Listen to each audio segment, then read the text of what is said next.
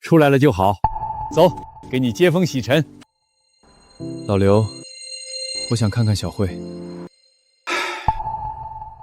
好，我带你去看她。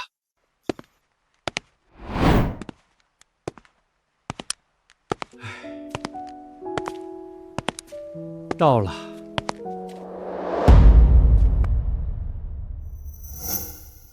我妹妹，这是我爸妈，他们怎么被安葬在这里了？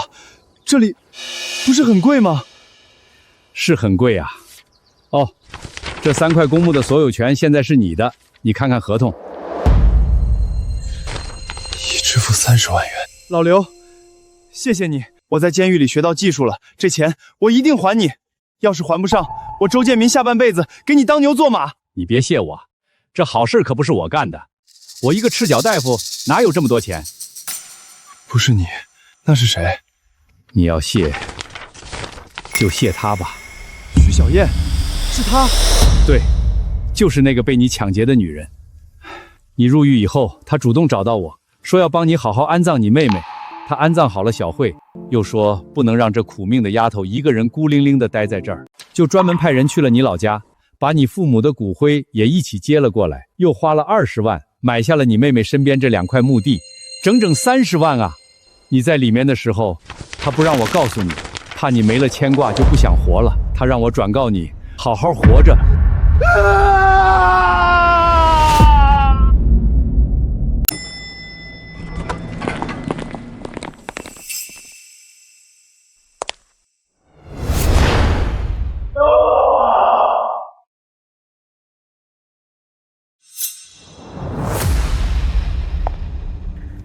后来，我凭借学到的技术，通过自己的努力，成立了周氏集团，成为了海市的首富。孙秘书，我让你找徐小燕的消息找到了没有？查到了，周总。12年前，徐女士被2个合伙人坑骗，导致公司彻底破产。现在徐女士在好再来美食街摆摊儿，卖鹅腿。什么？3000万债务？这12年她到底是怎么过来的？给我把这2个合伙人的所有信息都仔仔细细查明白。是。现在备车去好再来美食街。是。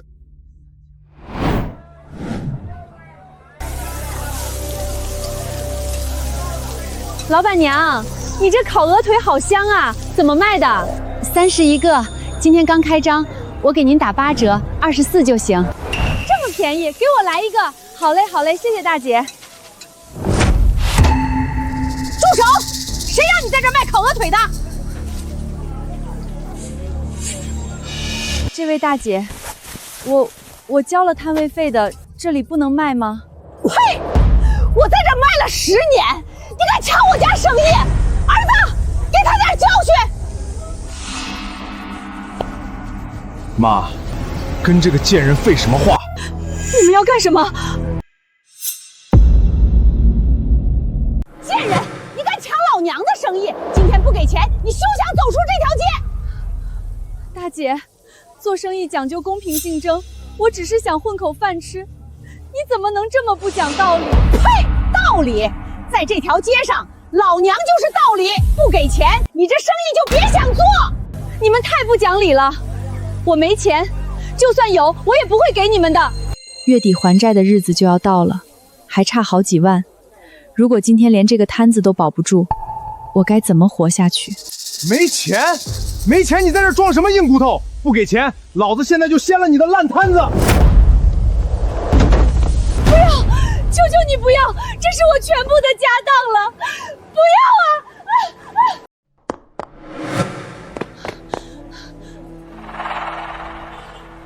你给不给钱？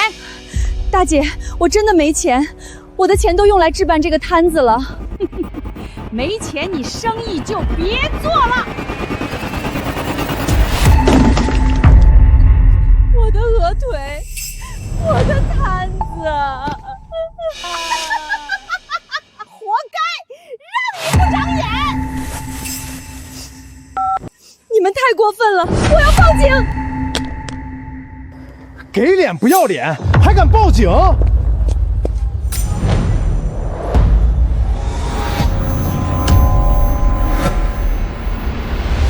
动弹一下试试。你他妈谁呀？少在这里多管闲事，松手！给他道歉。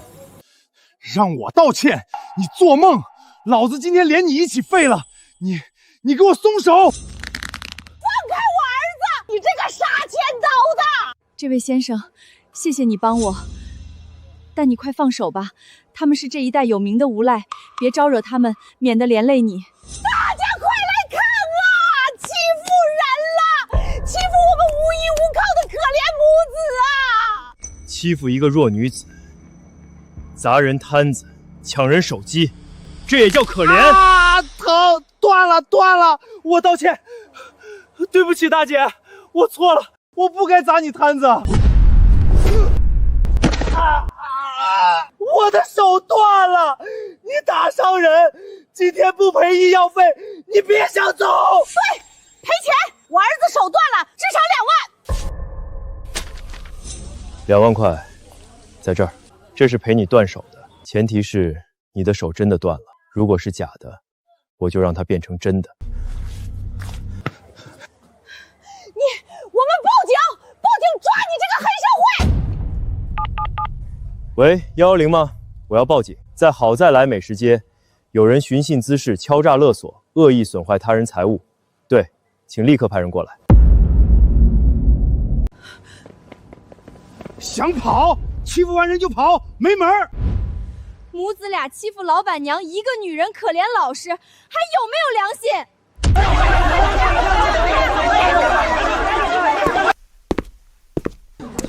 请问是谁报的警？警察同志，我报的警。这2个人寻衅滋事，砸了徐女士的摊子，还要打人。他怎么知道我姓徐？徐女士，你来说到底怎么回事？警察同志，他们说我抢生意，要我赔钱，我不给，他们就把我的摊儿砸了。对，我们都看见了。我可以作证，要不是这个大哥拦着，那小子就要打老板娘了。我就是一时糊涂，一样的价钱，他卖真鹅腿，我卖的是鸭腿，客户都被他抢走了。我就是想吓唬他，真没动手。好啊，你自己卖假货，还欺负人家卖真货的，不要脸，自己心黑还怪别人老实做生意。你们涉嫌寻衅滋事、敲诈勒索以及销售假冒伪劣产品，请跟我们回局里接受调查。不，警察同志，我冤枉啊！我就是个小本生意。警察同志，我错了，我下次不敢了，放过我们吧。有什么话回局里说。早就该抓了。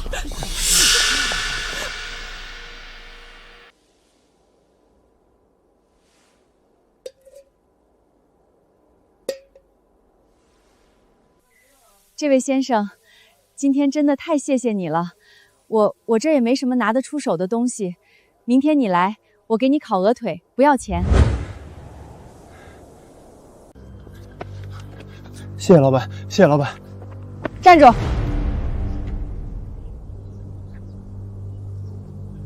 你走可以，但我有条件。徐董，12年前，你去五岗村给工人们发工资的路上，有个人劫了你457块钱，你还记得吗？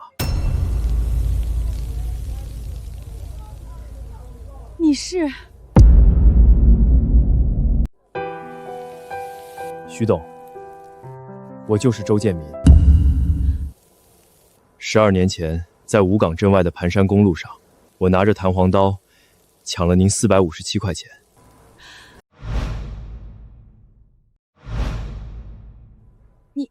你真是建民？好啊，你现在这么体面，这么有出息，我当年就知道你不是坏人，你只是一时急糊涂了。我没看错人，没看错人。徐董，当年我入狱后，是您料理了我妹妹的后事，还把我父母的骨灰牵到了一起。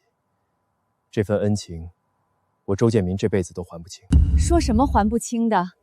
你妹妹那么年轻，那么懂事，不该走的那么孤单，你父母也该有个像样的安息处。这些都是小事儿，不值当挂心。徐董，我找了你12年，你当年那么大的家业，怎么会？是不是遇到什么难处了？您告诉我，不管是什么，我都能帮您解决。没什么大不了的，就是生意上出了点岔子，合伙人跑了，欠了些债。你刚才出手帮我解围，我已经很感激了。只要这摊子还在，我诚信经营，什么坎儿都能迈过去。日子嘛，总会好起来的。对不住啊，今天这情况，没法请你尝尝我的手艺了。我得赶紧去进明天的货，你明天一定要来，我请你吃烤鹅腿，管饱。他宁肯自己苦撑着，也不肯向人开口。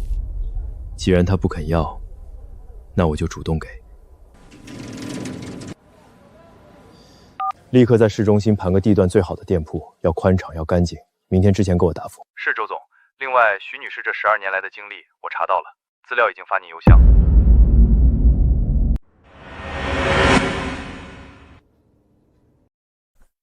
周总，徐女士这12年过得很苦。12年前，她名下的建筑集团承建的锦绣花园工程突发坍塌事故，工程被紧急竞调，判赔300万。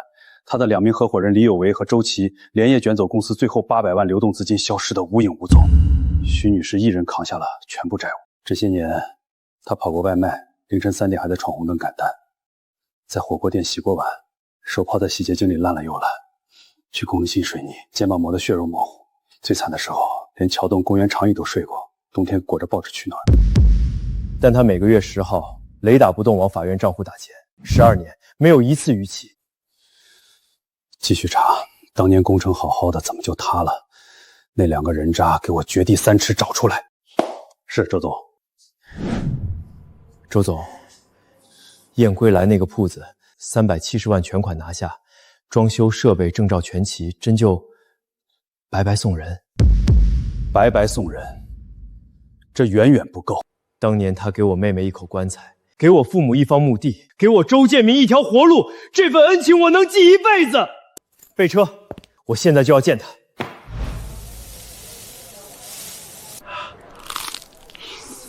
徐老板，你这手艺绝了，皮脆肉嫩，酱香入骨，货真价实，比那卖假货的强100倍。王翠芳那个奸商被罚了15万，摊位永久干停，市场监管局的人亲自来贴的封状，真是大快人心。做生意嘛，凭良心，食材新鲜，分量足，顾客自然回头。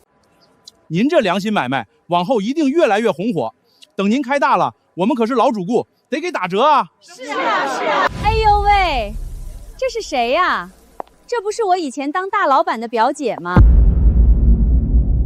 哎呦喂，这是谁呀？表姐，你怎么混成这样了？烤鹅腿？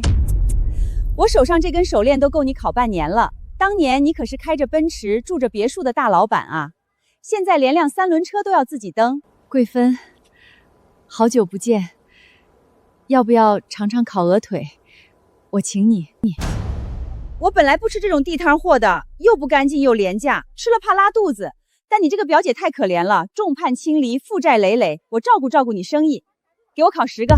好，谢谢你，桂芬，姐给你挑大的。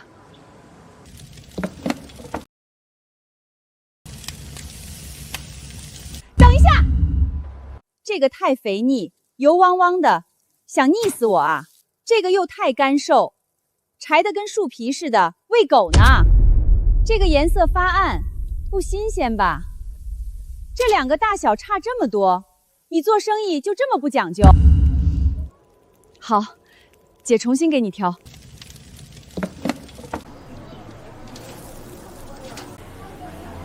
表姐，你这手法真熟练啊！翻刷撒，行云流水，天生劳碌命，不像我嫁得好，天生富太太的命，连厨房都没进过，连开水都不会烧。桂芬，一共是300块。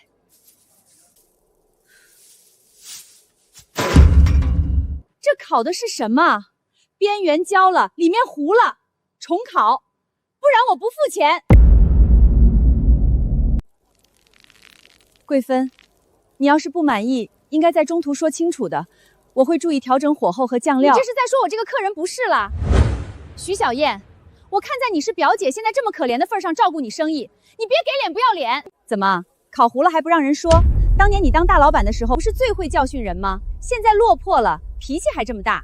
好，我给你重烤，但你有要求要立刻说好吗？不要等烤好了再。知道了，快点儿，我时间很贵的，每分钟都是钱。你以为我像你这么闲？火太大了，想烧死我啊？会不会控制火候？颜色不对，这么黑，喂狗呢，狗都不吃。刷那么多酱，咸不死人。你们穷人是不是口味重啊？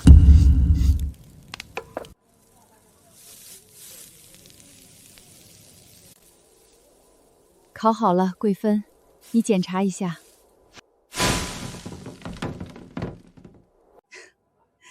我不要了。为什么？等太久了，没胃口了，不想吃了。怎么，你还想强买强卖啊？桂芬，你是不是故意的？你不能走！我这里有监控，这10个鹅腿就是你买的，从头到尾都是你指定的。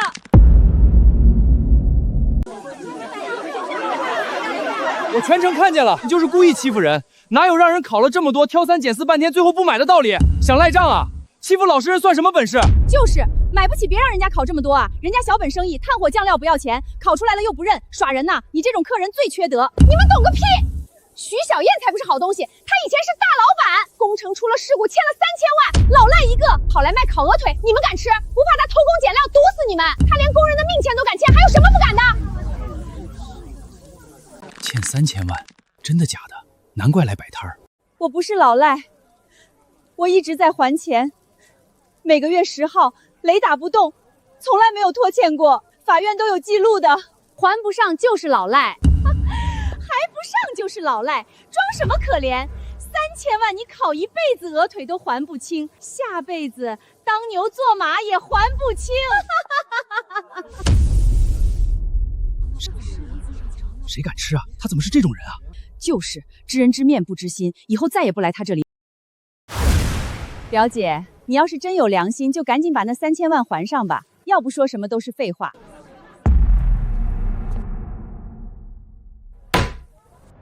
谁说他还不上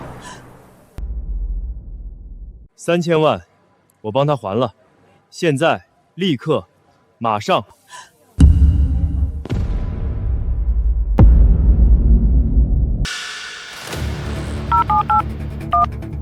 老赵，鹏城建设海城分部的总经理人品有问题，立刻开了，永不录用。周总，您息怒，这个不长眼的东西怎么惹到您了？我马上处理他。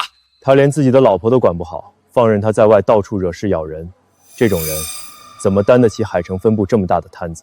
周总说的对，我这就去办。哼，如果他追问缘由，就让他好好感谢他这位好老婆。明白，周总，往后分部但凡有半点让您不顺心的地方，您随时联系我，我亲自登门到海城向您赔罪。哎呦，笑死我了！你土味短剧看多了吧？还打个电话就能开除我老公？我老公可是分部总经理，除了董事长本人，没人有资格开除他。你算个什么东西？建民，你真认识鹏城建设的董事长吗？这种大人物可不能随便开玩笑，万一被对方追究，我们少不了惹大麻烦的。小燕姐，你放心，我从前跟赵平城喝过几次酒，他欠我一份人情。喝过酒？酒桌上混个脸熟就拿自己当人物了？小子，有种报出你的单位名字，我老公随口一句话就能彻底砸掉你的工作，让你在海城根本找不到活路，连讨饭都没人肯收你。徐桂芬，够了，那笔钱我一分不收，咱们这门亲戚我也不认了，你快点离开，别再为难建民。走，想都别想，今天这小子不跪下磕头认错，亲口承认自己是吹牛的骗子，我绝不善罢甘休。老公，你来的正好，就是这个穷光。你这个败家娘们干了什么？孙董说你得罪了人，老子被开除了。什么？老公，你被开除了，这怎么可能？怎么不可能？老子刚刚接到总部的电话，孙董亲自下令，不仅开除我，还要全行业封杀我。我这辈子都别想在建材行混了！不，这不可能！孙董远在总部，怎么可能管海城这点小事儿？是不是他？是他刚刚打的电话，可他就是一个酒蒙子啊！孙董怎么可能会听一个酒蒙子的话？建民现在竟然真的这么厉害，他一个电话真的能让鹏城建设的总经理直接卷铺盖走人？就是他！他刚才说他以前跟孙董喝过酒，老公，孙董一定是被他骗了！什么喝过酒的酒蒙子？你胡说八道什么呢？孙董说了，是海城首富亲自给他打的电话。你这个败家娘们儿，老子好不容易爬到今天这个位置，全被你这个蠢货毁了。离婚，现在就去民政局，老子1分钱财产都不会分给你。老公，你别丢下我！老公，站住，付钱。你老婆买了20个烤鹅腿，一共600块。败家娘们儿，吃个鹅腿能吃出600块？支付宝到账600元。刚才真是吓死我了。不过真不知道我这个表姐怎么惹上首富了。是啊，多行不义必自毙吧。小燕姐，3000万我给你还。建民，你再这么说，我可不高兴了。你放心，我现在生意挺好的，我相信自己一定能还完这3000万。小燕姐，我有个朋友，他的店最近倒闭了，出不了手一直。那家店地段非常好，在市中心，我把他全款买下来了，送给你。建民，你老实告诉姐，你是不是跟姐撒谎了？建民，姐虽然落魄了，但姐不是傻子。市中心黄金地段的店铺，光是租金1个月都要5万块起步，那种位置，只要开门营业，躺着都能赚钱，怎么可能会因为生意不好而倒闭？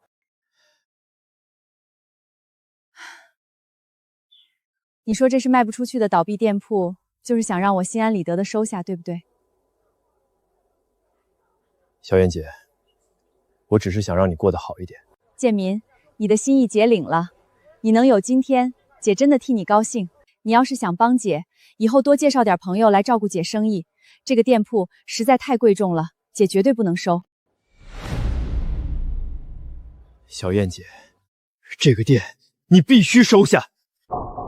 建民，你12年前，我走投无路，拿着刀抢劫了你，那可是抢劫啊，是犯罪。可是你呢？你不仅没有报警，还帮我安葬了妹妹，甚至把我父母的骨灰都迁到了体面的墓园里。小燕姐，那是整整30万啊！我就是想着一定要报答你，才有了今天的我。建民，过去的事儿都过去了，当时我帮你，只是因为我觉得你和你妹妹都是好人。我只是做了我该做的事，没想过要你回报什么。不，你帮我是因为你是好人，而我帮你也是因为你是好人。小燕姐，我曾经在小慧的坟前发过誓，一定要找到你报答你。如果你今天不答应，我妹妹在天之灵也绝对不会原谅我的。你这人，行，姐答应你。不过这店算我借你的，等姐以后赚了钱，一定会把买店的钱1分不少的还给你。好，都听小燕姐的。小燕姐，走，我现在就带你去看看我们的新店铺。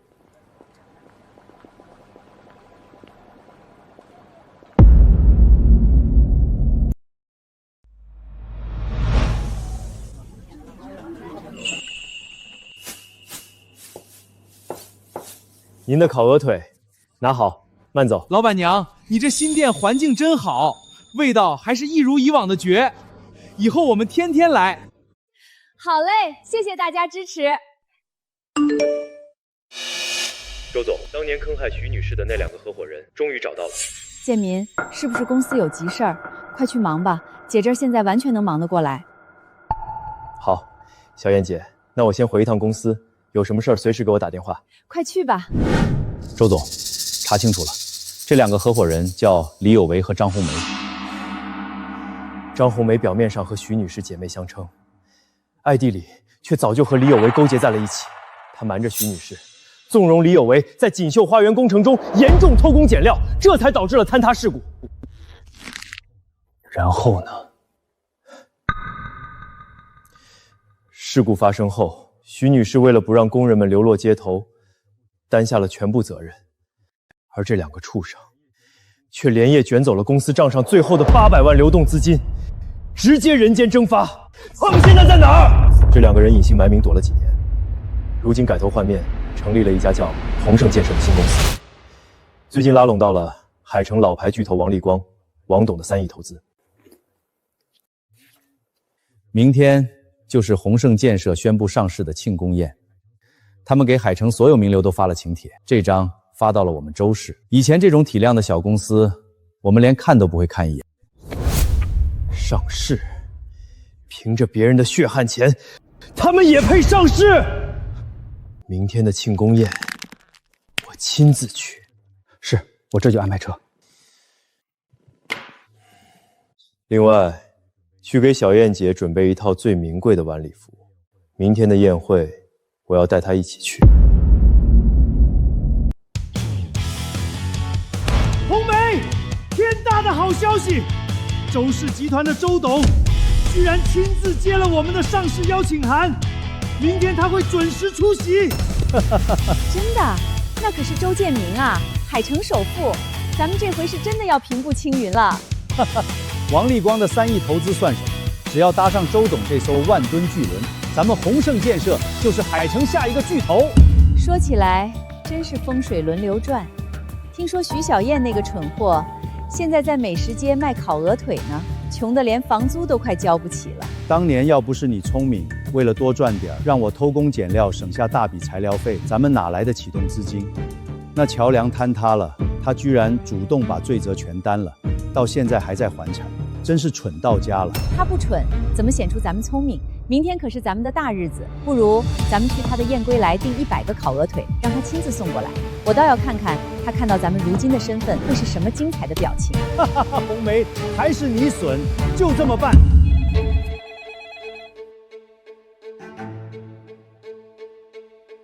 明天晚上，宏盛建设上市庆功宴要订100个烤鹅腿，必须在明晚8点前送到海天大酒店。100个，没问题，保证新鲜出炉，准时送到。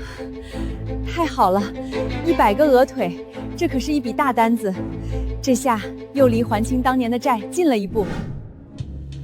周总，这是为您定制的礼服，奢华至极，您看徐女士穿这身合适吗？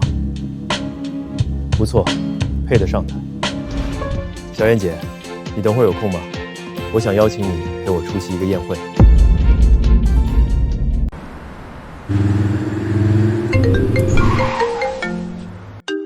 建民，真是不巧，姐今天我接了个100个鹅腿的大单子，我这会儿骑着3轮在送货的路上呢，马上就到了。大单子，送去哪儿？海天大酒店，好像是一家叫宏盛建设的公司订的。不说了，建民，绿灯亮了，我得赶紧送过去，挂了啊。宏盛建设，李有为、张红梅，备车，半个小时内必须赶到海天大酒店。是，周总，我立刻去安排。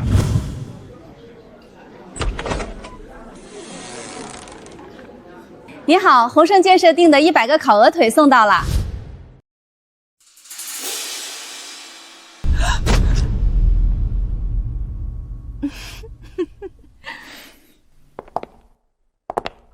哟，我当是谁呢？这不是我们当年的徐大董事长吗？怎么今年改行卖鹅腿了？徐小燕，看看你现在的叫花子样，当年你多风光啊！就是，当初我们劝你别管那些下贱的农民工，你非不听，非要砸锅卖铁去赔偿。现在落到这步田地，你后悔了吧？是你们事故发生后卷走了公司账上最后的800万救命钱，把那800万还给我！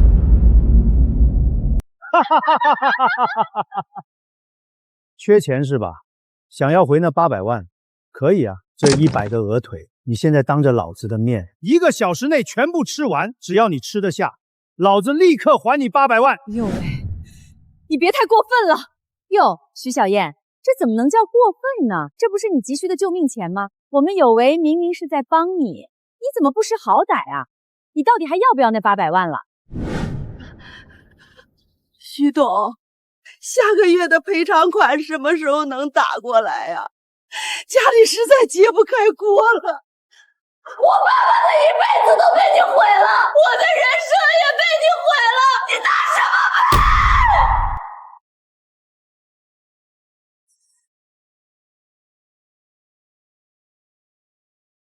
我要是真吃完了，你不想还怎么办？哈哈哈哈哈哈！大家听听，这土鳖居然还怕我赖账！老子老实告诉你，我们鸿盛建设马上就要拉到周氏集团周总的投资了，那可是周氏集团海城的天。哼，人家周董的投资起步就是3个亿，到时候老子手握几个亿，还会差你这区800万。你只要能吃完，别说800万，老子给你还3000万。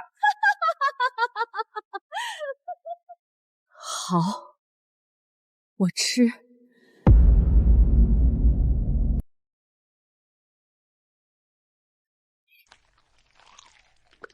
哈哈哈哈哈！你们快看啊，徐小燕还真吃呀，真是穷疯了！为了几个臭钱，连尊严都不要了。呸！真恶心！瞧他那饿死鬼投胎的样子，跟800年没吃过饭一样。这也太过分了！100个鹅腿会吃出问题的。为了800万，命都不要了，真是悲哀。只要吃完就能还上债。徐小燕，我可把丑话说在前头，吃不干净我可不给钱啊！有为，你看他太听话了。哎呦，加油啊，徐董！时间可不等人，可就剩最后15分钟了。你才吃了10个，那800万的债你是不想要了吗？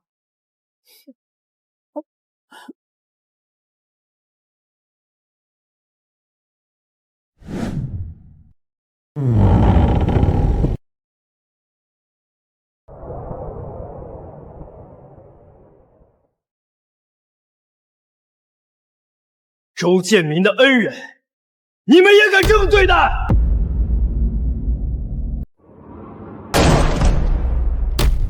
建民，你怎么来了？小燕姐，我本来就是邀请你来这儿的，对不起，我来晚了，让你受了这么多委屈。建民，脏，别弄脏了你的衣服。不脏，一点都不脏。小燕姐，接下来的事儿交给我。你谁呀？谁让你进来的？跑这儿来演什么苦情戏？就是穿的人模狗样的。保安呢？把这个不长眼的东西给我轰出去！老子问你话呢，你聋了是不是？我的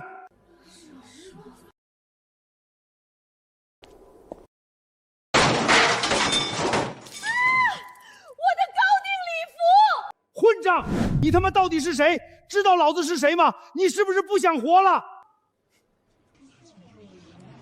我就是你求了3年，连面都见不到的周氏集团董事长周建民。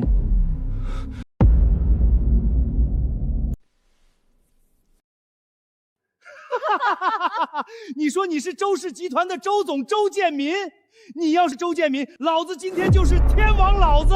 就是，你个废物，知道周氏集团是什么概念吗？那是海城翻手为云，覆手为雨的巨无霸。周董可是神龙见首不见尾的大人物，你连人家一根脚趾头都比不上，不知道从哪儿听了个名字，也敢跑来吹牛，真是不知死活！没人比我更清楚周氏集团。10年前，周建民在海城南区的地下室白手起家，靠倒卖建材赚了第一桶钱。8年前，成立周氏贸易，吞并了对手。5年前，正式更名周氏集团，进军金融与地产。周建民的左肩有一道当年在工地留下的刀伤，而他的第一笔启动资金是5万块。他怎么会知道的这么详细？建民，你说的是真的吗？你真的是那个周总？姐，是真的。当年你的恩情，我一刻也没忘。我成功了，我没有辜负你的期望。好，建民，姐替你高兴，姐就知道你一定会有出息的。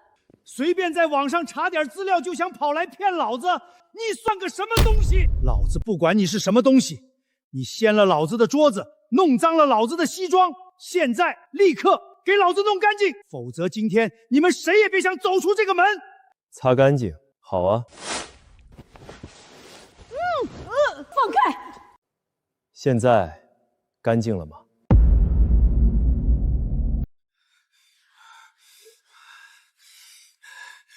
老子弄死你这个装逼犯！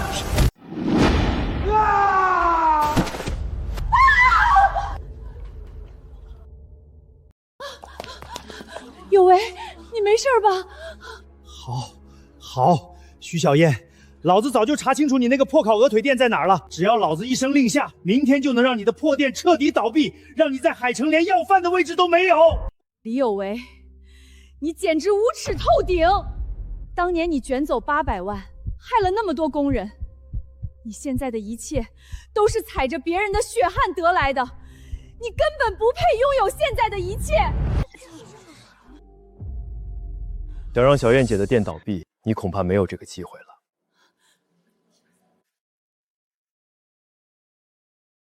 孙秘书，立刻停掉宏盛建设在海城所有的建材项目，断绝他们一切资金链和原材料供应。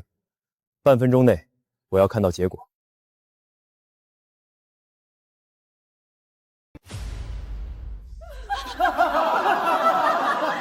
你还真装上了，一个电话停掉老子所有的项目，你算哪根葱啊？就是演戏演上瘾了吧？你以为你是老天爷啊？我们宏盛建设可是有王董的3亿投资，你算个什么东西？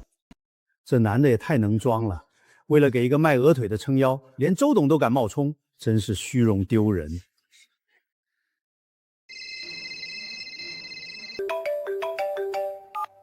喂，什么事？慌慌张张的。李董，不好了，银行冻结所有贷款，所有在建项目全部强行叫停了。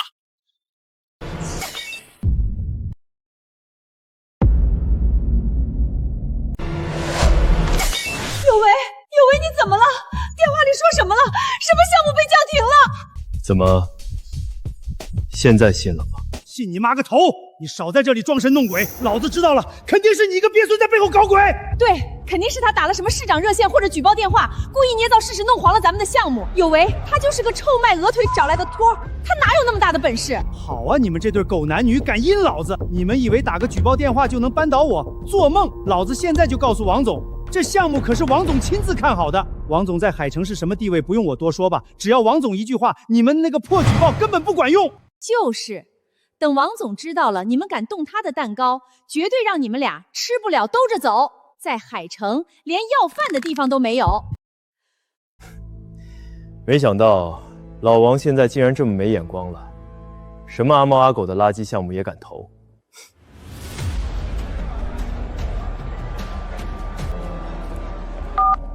老王，立刻撤销对李有为公司的所有投资，10分钟内滚过来见我，不然你以后都不用再踏进周氏集团一步了。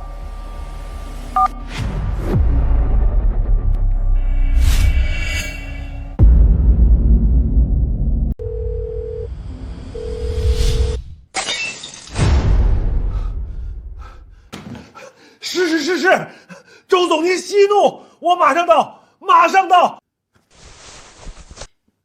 擦什么擦？别管那破桌子了，快！立刻去给我备车，去海天大酒店，快啊！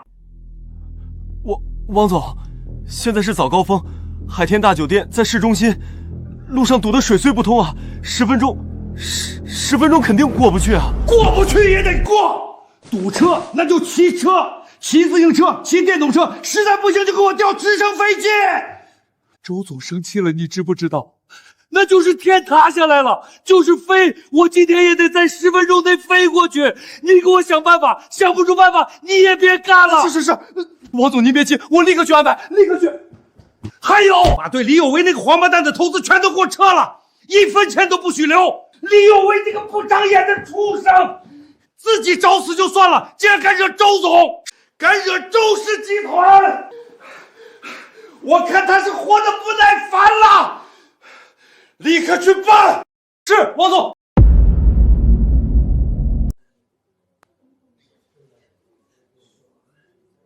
10分钟。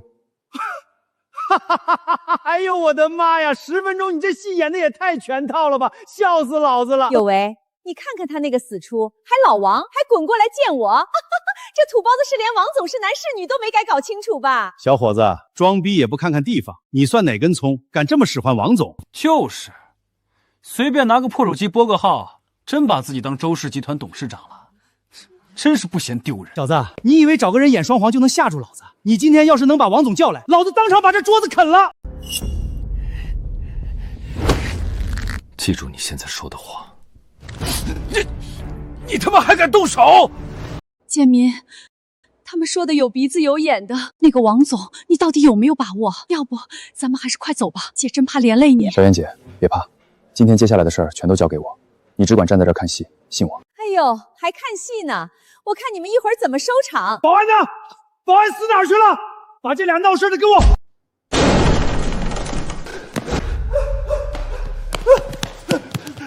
大事不好了，李总，出大事了！慌什么慌？号丧呢？没看见我正处理这俩要饭的吗？天塌下来了不成？有屁鬼吗？李总，天真的塌了！刚刚王总亲自打来电话了。王总打电话怎么了？是不是急着问咱们项目的进度？你慌什么？不是进度，王总在电话里疯一样的骂您，他说要立刻马上撤销对咱们公司的所有投资，1分钱都不留了。你放屁！你他妈说什么？撤资？这不可能，这绝对不可能！是不是听错了？王总昨天还说项目前景光明，怎么可能突然撤资？你个废物，是不是你惹王总生气了？我没有啊，王总原话就是这么说的。财务那边说资金通道已经全被冻结了。是真撤资了？这怎么可能？一个电话，他刚才那个电话竟然是真的！你到底干了什么？行啊，小子，演戏演的挺全套啊，还10分钟，老子就陪你等这10分钟，等王总来了，我看你怎么死！就是，有为，咱们就站这儿看笑话，等会儿王总带着保安过来，把这俩装逼犯扔出去。各位都做个见证啊！10分钟后，要是王总不来，这俩狗男女就得跪下来给老子舔干净这双皮鞋。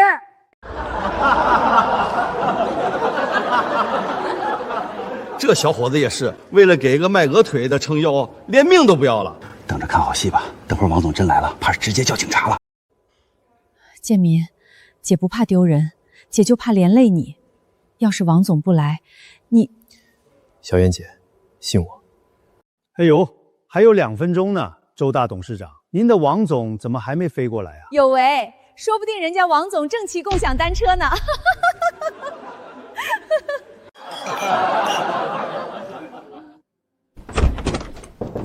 先生，您不能。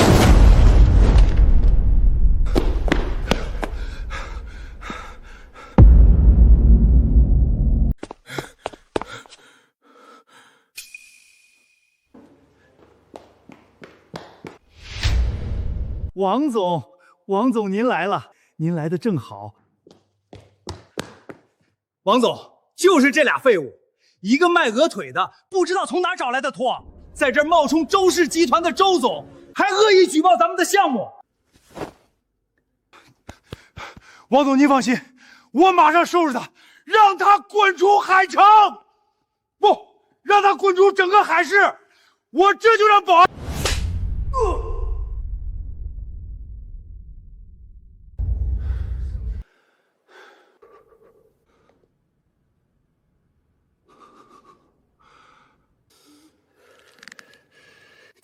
他妈疯了！想死别带上老子！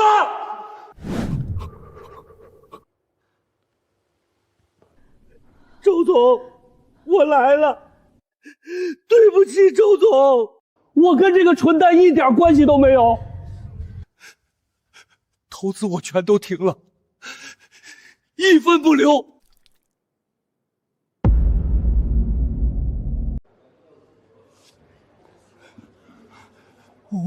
王总，您是不是认错人了？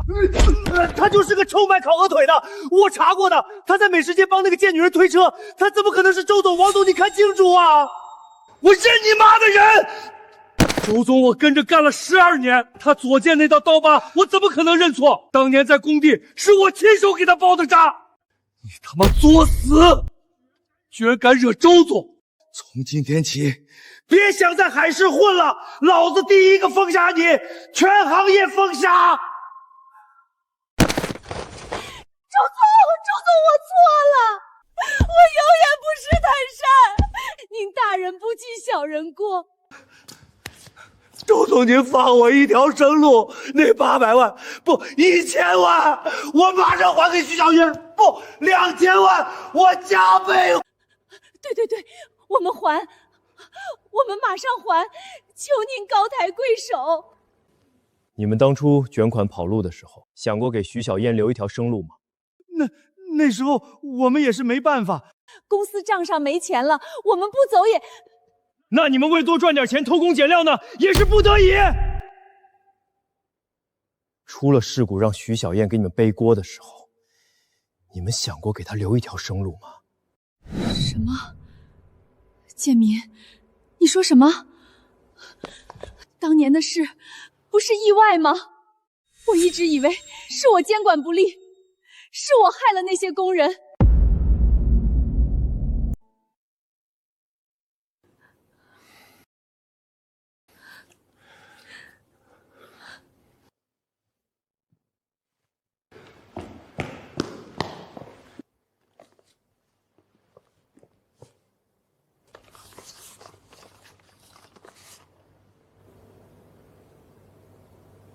小燕姐，你看，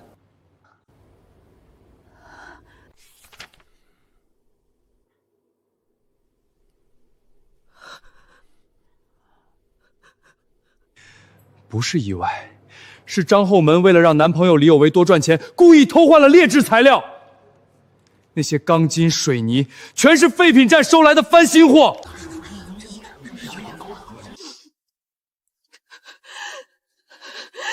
竟然是你！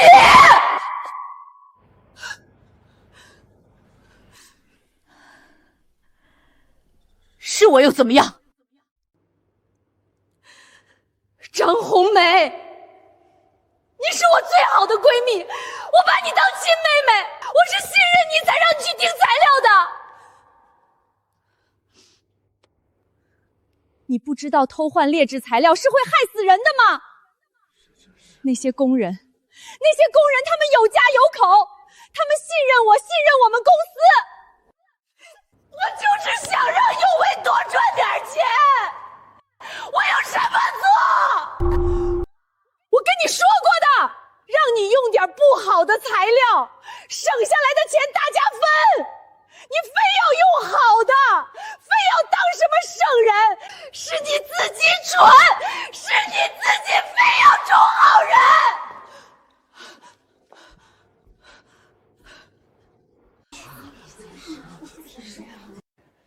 到现在了，你还不认错？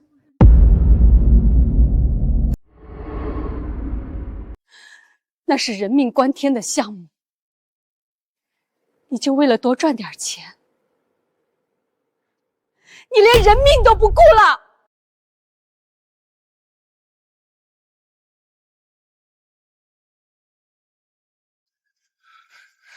这种项目有点伤残不都是正常？死了那也是他们活该，谁让他们自己不小心？老子花钱雇他们来干活，他们就是来卖命的。他们干活马虎，死了大不了赔点丧葬费，还想讹老子一辈子？就是那些工人自己不小心，我们能给他们一口饭吃，就已经是活菩萨了。太畜生了，这简直不是人说的话。疯了，这王八蛋彻底疯了。你们两个真的是丧尽天良的东西，你们的钱上面全都沾着别人的血，你们会遭报应的，一定会！我要报警，你们两个必须坐牢！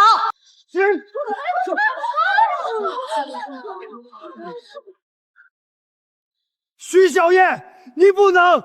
你报警了，那些工人的家属也拿不到钱。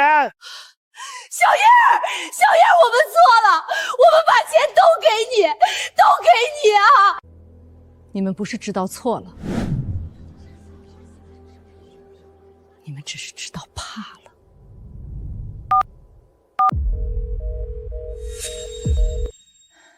喂，我要报警，海大大酒店有人涉嫌重大工程安全事故罪、商业欺诈，还有故意杀人。小燕，你忘了吗？我们大学的时候，我帮你打过饭，你发烧40度是我背你去医院的。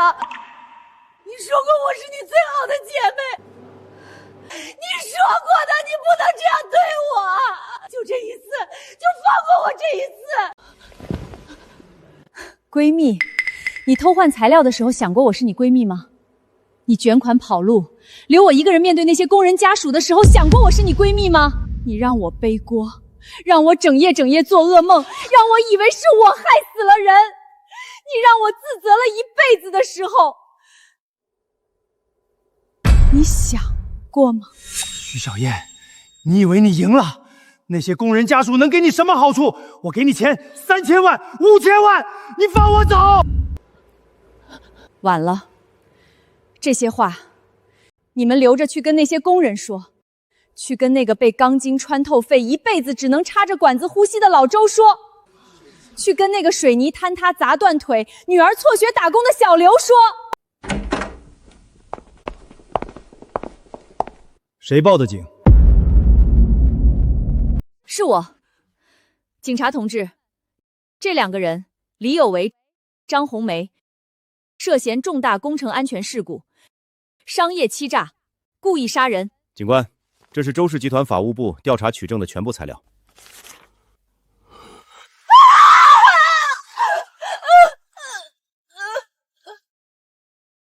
证据确凿，李有为、张红梅，你们涉嫌重大责任事故罪、合同诈骗罪、故意杀人罪，现依法传唤，等待开庭接受审判。不可能！我是海城优秀企业家，我跟你们局长吃过饭，你们不能。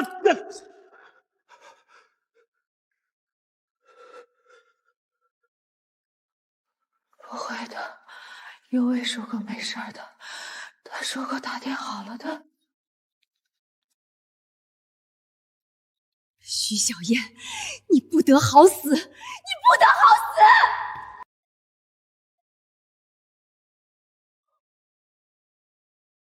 ！3年了，这3年我每天都在自责，不敢看那些工人家属的脸，终于可以给他们一个交代了。都过去了，小燕姐，都过去了。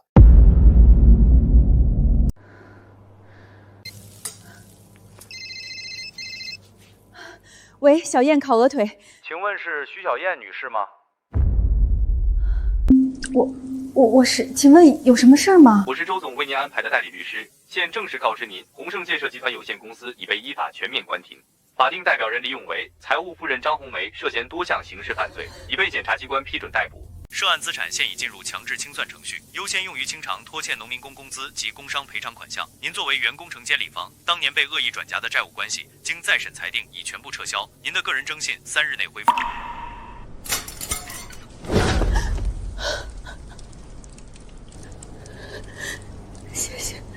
谢谢你。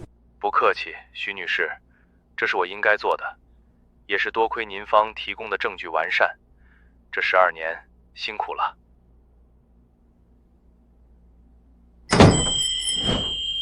徐女士，老李叔、王哥，你们怎么来了？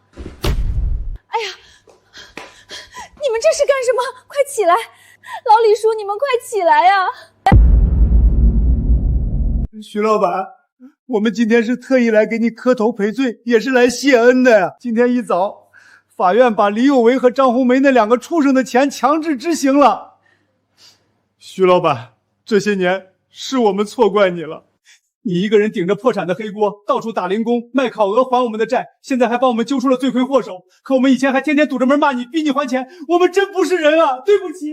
徐阿姨，对不起，真的对不起。前几年我爸生病没钱治，我恨透了您。我不懂事，带头来您店里闹事，砸过您的招牌，泼过脏水，还指着您的鼻子骂您是没良心的吸血鬼。我甚至还在网上发帖子骂您。可您不仅没报警抓我，还在大冬天偷偷把卖烤鹅攒下的零钱塞给我，让我给我爸买药。我那时候瞎了，还把钱砸在您脸上。徐阿姨，我错了，我真的知道错了，我是个混蛋，你打我骂我吧。傻孩子，阿姨怎么会怪你？阿姨知道你是个好孩子，你那是心疼你爸，急坏了啊。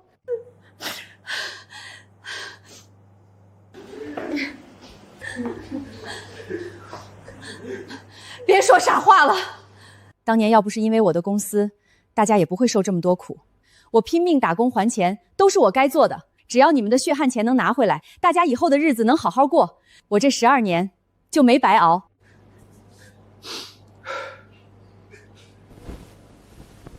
徐老板，这是大家伙的一点心意，你一定要收下。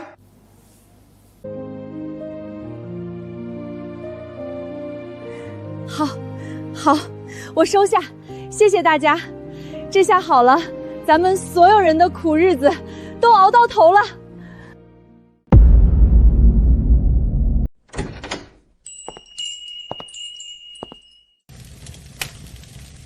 小燕姐，今天怎么看着这么高兴？你来啦，大喜事儿！我给你看。建民，你看，工人们的钱终于拿到了，刚刚还给我送了锦旗过来。真好，恭喜你了，小燕姐。这12年压在我心里的石头，今天总算是彻底搬开了。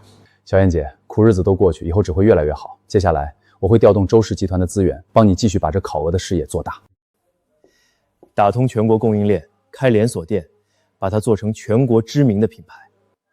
哎呀，建民，这就不用了，你帮我的已经够多了。当年我帮你那点事儿，真的只是举手之劳的小事。你再这么帮下去，我欠你的可就太多了，这辈子都还不清啦。小燕姐，你从来不欠我什么，这都是我心甘情愿为你做的。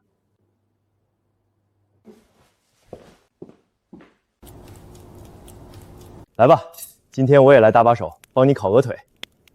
使不得，使不得！你堂堂周氏集团的大总裁，怎么能干这种烟熏火燎的粗活？快放下，别把你衣服弄脏了。没想到咱们徐董也是这么以貌取人的人。做老板怎么了？我以前走投无路的时候，可是到处打零工的，什么粗活没干过。我这手艺说不定比你好呢。徐董不会是怕我学会了抢你饭碗吧？是，怕得很。周大总裁非要体验生活，那我就给你个机会。过来，我教你。火候小一点，刷酱要均匀。哎，对，就是这样。遵命，徐老板。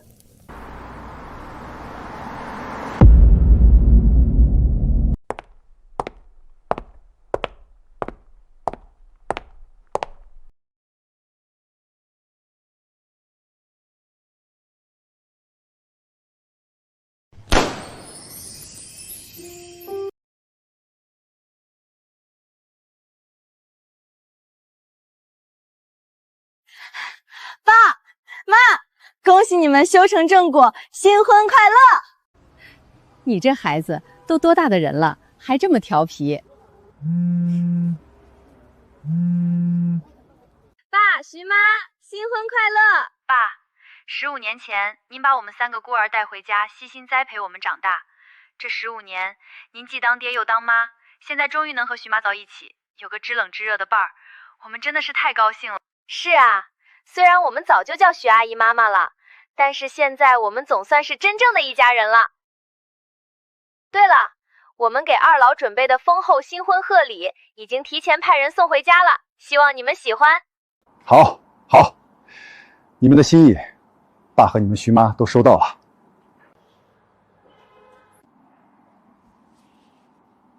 小燕儿，大半辈子都在商场里打拼，现在孩子们都出息了，能独当一面了。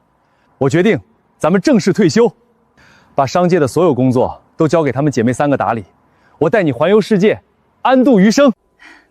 真的，全都放下了？全放下了，咱们先去欧洲，再去海岛。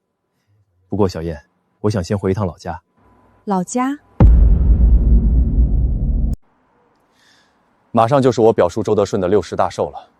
当年我妹妹刚查出白血病，家里砸锅卖铁也不够医药费。我走投无路，挨家挨户去磕头，借遍了所有的亲戚，只想给他们买一副救命的药。可全村没有一个人愿意帮我，只有表叔。他自己家里也穷得揭不开锅，却偷偷把我拉到一边，塞给我20块钱。那可是15年前的20块钱啊！那是他从全家人的口粮里硬生生抠出来的钱。没有那20块钱，我妹妹连那一碗的药都吃不上，我当时也早就撑不下去崩溃了。正好表叔60大寿，表叔很重脸面，我想这个时候报答他，再好不过。建民，我懂你心里的苦，也懂那20块钱对你来说有多重，那是把你从绝望里拉出来的光。咱们必须回去，风风光光的给表叔过这个大寿。而且，其实我也很想回去看看。哦，那里可是咱们俩第一次遇见的地方啊！这么多年过去了，我也想和你一起故地重游，去看看咱们最初相识的地方。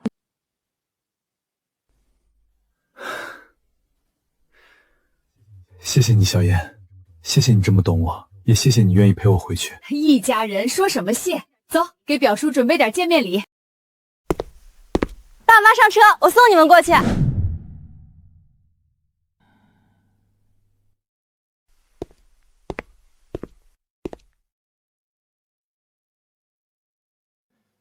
周总，您看看这株极品野生百年灵芝，不仅个头大，品相也是万里挑一，用来送给长辈贺寿，寓意健康长寿，绝对有面子。百年灵芝，年份还是浅了点儿。我这位长辈对我有天大的救命之恩，这点东西分量不够，还有没有更好的？有。爸，许妈，我长这么大还没见过这位表叔呢。刚好我最近有空，我想陪你们一起去老家沾沾喜庆。好啊，人多热闹，你顺便问问老大老二，看他们能不能抽出空一起去。我这就问。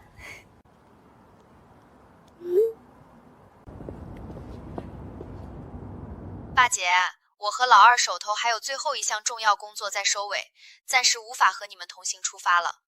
不过你们放心，我们会加急处理工作，寿宴当日一定准时抵达现场。我们俩还特意给表叔准备了专属的重磅惊喜大礼，打算现场送给长辈呢。行，既然他们有安排，就不催他们了。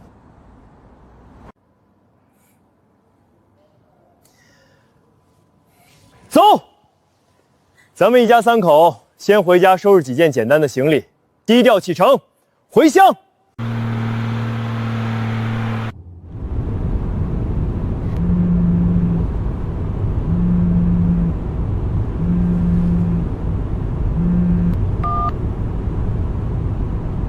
喂，事情办得怎么样了？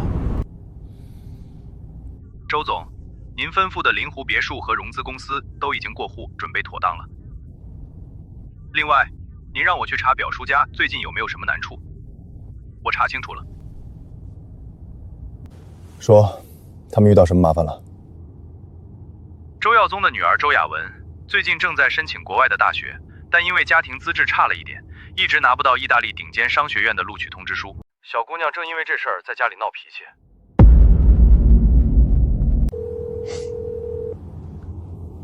我当是什么天大的难处？老孙，你立刻联系咱们集团在欧洲的分公司，让他们跟那所意大利商学院的校董会打个招呼。明白。告诉他们，周氏集团愿意给这所学校捐赠一栋教学楼。就说周雅文是我认可的，是我的亲戚，让他们重新审核周雅文的家庭资质，而且要确保她能如期去上学。好的，周总，这点小事我立刻去办，保证今天之内把录取名额敲定。连孩子上学的事儿都给解决了，这下表叔一家该彻底安心了。当年表叔倾其所有救了我妹妹的命，如今他孙女的前途，我这个当表叔公的自然要管到底。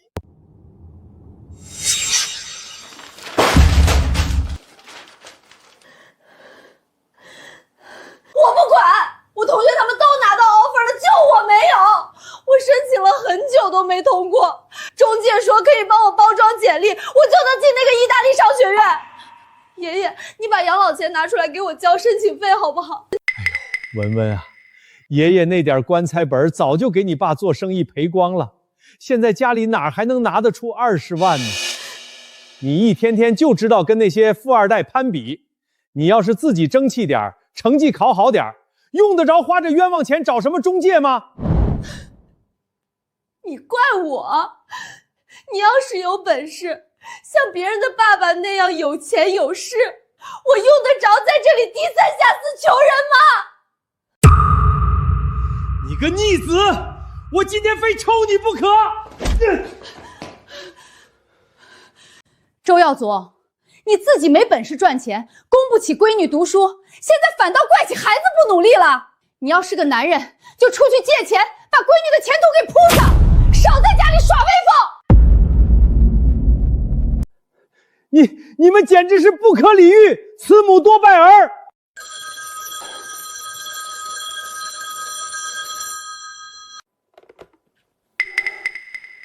喂，找哪位？您好，请问是周德顺老先生吗？是我，你是谁呀？周老先生您好，我是周氏集团总裁办的首席秘书，免贵姓孙。什么集团？秘书？你是不是打错电话了？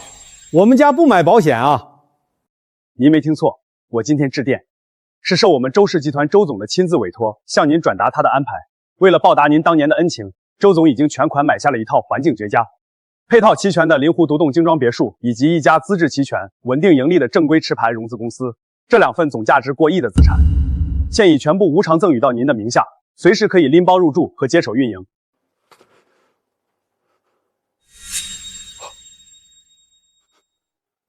你说什么？别墅公司还无偿送给我？另外，针对您孙女周雅文小姐目前的困境，周总也已经妥善解决。意大利顶尖商学院的最高级别录取通知书将于10分钟后发送到周小姐的个人邮箱，请注意查收。周小姐可以如期前往意大利就读。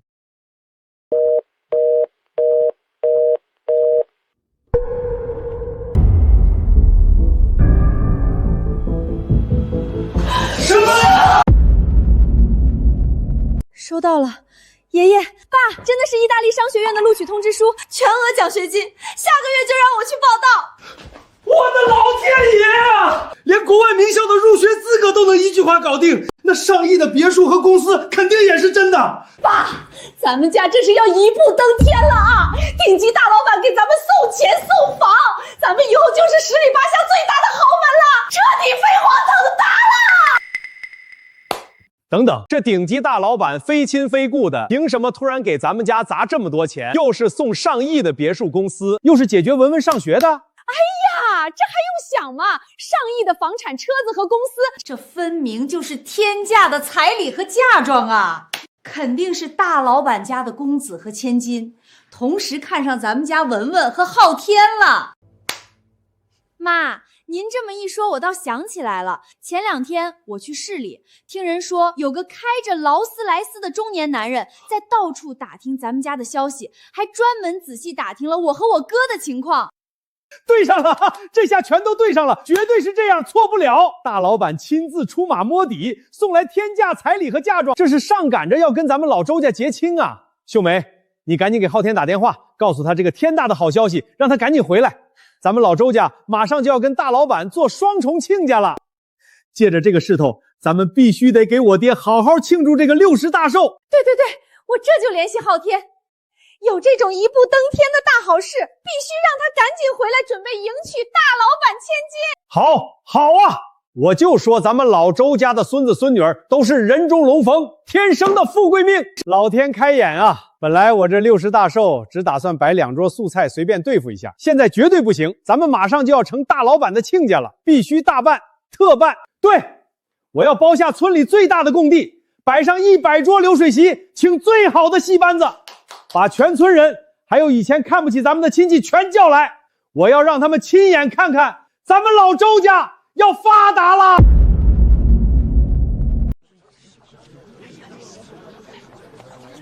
哎呦，周老太爷，听说大老板家的公子和千金看上您家一对儿女了，彩礼和嫁妆都送上门了。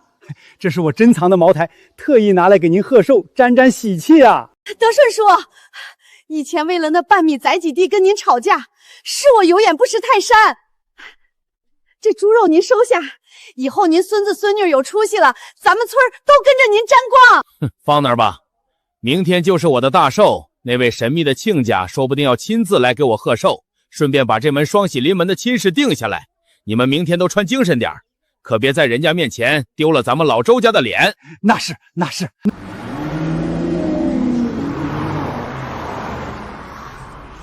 真羡慕周家，奔驰、保时捷全来了，镇上有头有脸的老板全跑来看望周老太爷了。光羡慕有什么用？人家孩子从小学习就好，接触的人当然有出息，所以还是得让孩子好好读书。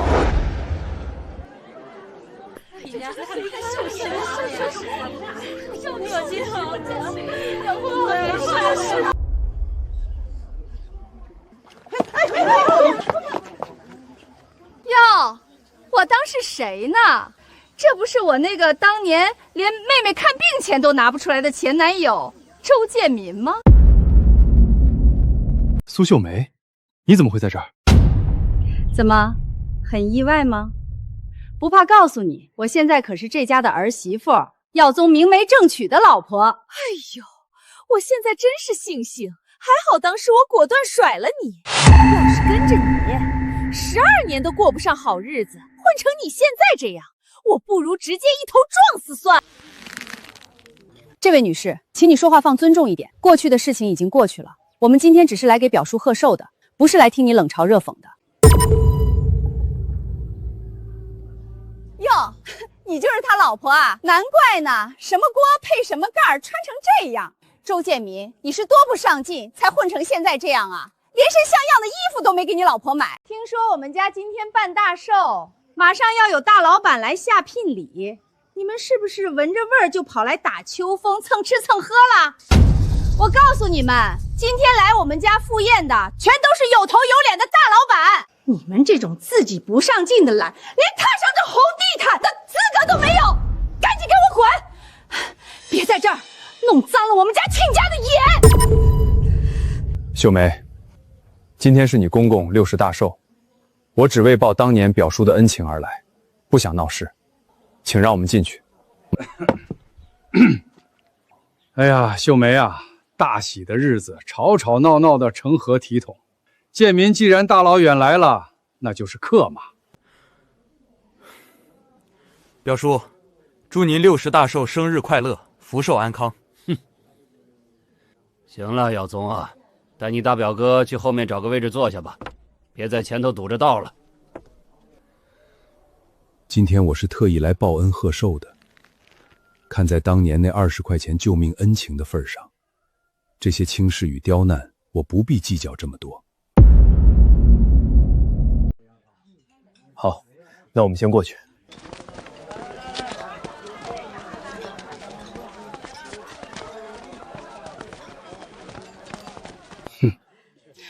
爸，您就是太心善了。您看看他们穿的那样，这么大岁数了，还是一点出息没有。大老板看见这种人，要是悔婚了可怎么办？哼，还以为他离开村子这么多年，真的闯出什么名堂，看来果然没什么本事。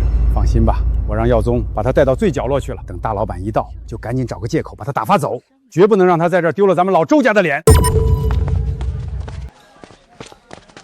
大表哥，今天贵客多，主桌那边都是镇上的大老板和大老板的预留位，你们一家3口就委屈在这儿凑合凑合吧。吃完赶紧走，别到处乱跑。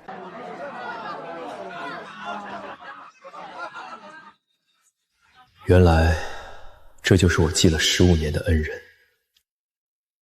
建民，要是心里难受，咱们送完礼就走吧。没事儿，咱们坐。全当是彻底了结这段因果。吉时已到，请各位亲友上前为周老太爷献上寿礼。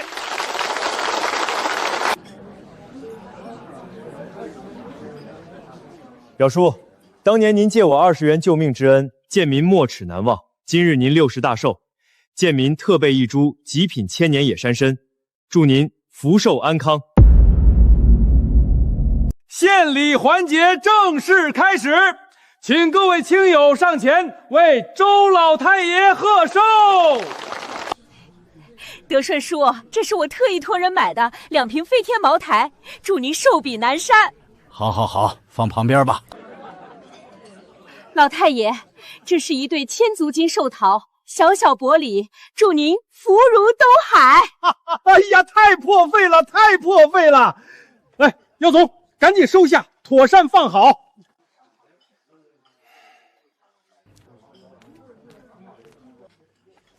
表叔，当年您借我20元救命之恩，贱民没齿难忘。今日您60大寿，贱民特备一株极品千年野山参，祝您福寿安康。周建民，你这是什么意思？我过60大寿，你拿一根干瘪的胡萝卜来糊弄我？哈哈哈哈！这哪里是胡萝卜，这分明就是他从哪个深山老林里挖出来的草根子，上面还带着泥呢！哎呦喂，周建民，你做人可以穷，但不能撒谎。你就直说送我一根萝卜，我也不嫌你。但你硬说这是人参，你寒碜谁呢？非要打肿脸充胖子吗？表叔，这不是萝卜口根，这是千年野山参，极具续命养生的药用价值。放屁！你当我是3岁小孩吗？几根破须子就敢说是千年人参？你想让我沦为村里的笑话吗？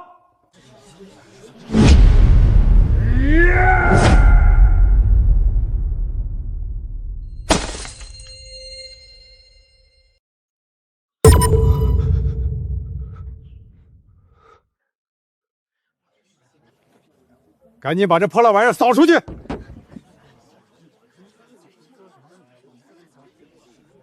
真是有眼无珠，我爸没有骗人。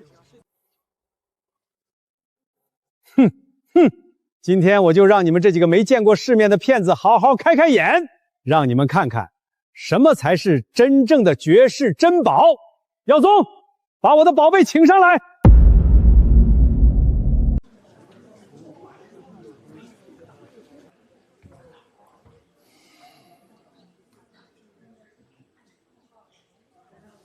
各位亲友，大家看好了，这就是我儿子耀宗特意找收藏家花10万块买的百年野生大灵芝。没错，这可是可遇不可求的养生至宝，这也是为了迎接咱们大老板亲家特意准备的镇宅之宝。哎呀，老太爷真是福气满满啊！耀宗可真孝顺，竟然愿意给周老太爷买10万块的灵芝。就是，耀宗真是有孝心，老太爷家底深厚，连天降宝物都落到你们家了。那是自然，这百年灵芝的珍贵药用价值，寻常物品根本比不了。哪像某些人，拿着一根破草根，就敢冒充千年人参，真把咱们当猴子耍。那不就是一朵普通的雨后野生大蘑菇吗？伞盖都散了，连点药用价值都没有，他们居然当成百年灵芝。人心中的成见是一座大山，他们是因为看不起你爸，才不信你爸真能拿出人参，还把一朵普通蘑菇当成传家宝。随他们去吧，就当看了一场猴戏。吉时已到，寿宴正式开席。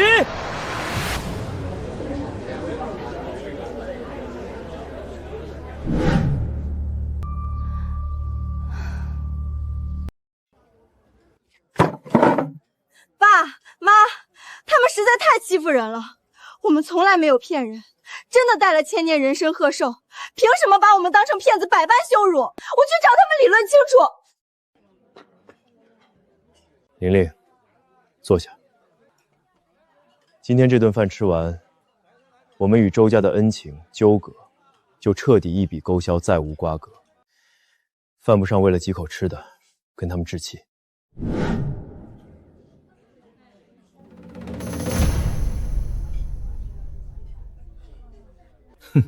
周建民啊，周建民，当年村里那些老东西天天夸你们兄妹勤劳肯干，脑子比我聪明，转头就骂我烂泥扶不上墙。今天老子比你有出息，总算能当众出这口恶气了，非得把你们的脸踩在脚底下不可。哎呦，大表哥、嫂子，你们怎么坐在这种角落里啊？这可不行，快跟我去主桌。耀宗，不用麻烦了，我们一家坐这儿挺好的。那怎么行？大表哥大老远回来一趟不容易，平时在城里打零工，风吹日晒的，肯定吃不到什么好东西。今天我爸过大寿，怎么也得让你们沾沾光，开开荤啊！走走走，都过去。大表哥、嫂子，做偏桌多委屈你们啊！来，主桌尝尝这道硬菜，这可是顶级进口的鲟鱼鱼子酱，高端食材，一般场合我不会拿出来。今天是个好日子，你们也跟着有口福。就是，你们一般日子没见过这种吧？别光看着，快吃！但是这可不是咸菜，你们得好好学学怎么吃。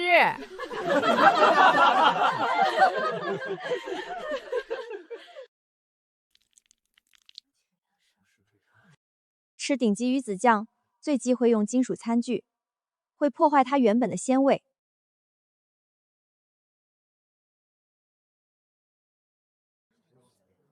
顶级鱼子酱不需要任何配料，放在壶口，利用人的体温微微加热几秒钟，才能激发它最醇厚的坚果香气。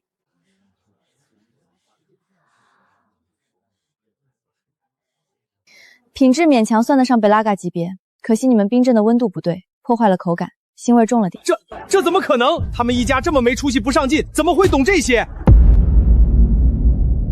这位夫人真是懂行的内行人，这是国际最顶尖的品鉴吃法，叫一吻清心。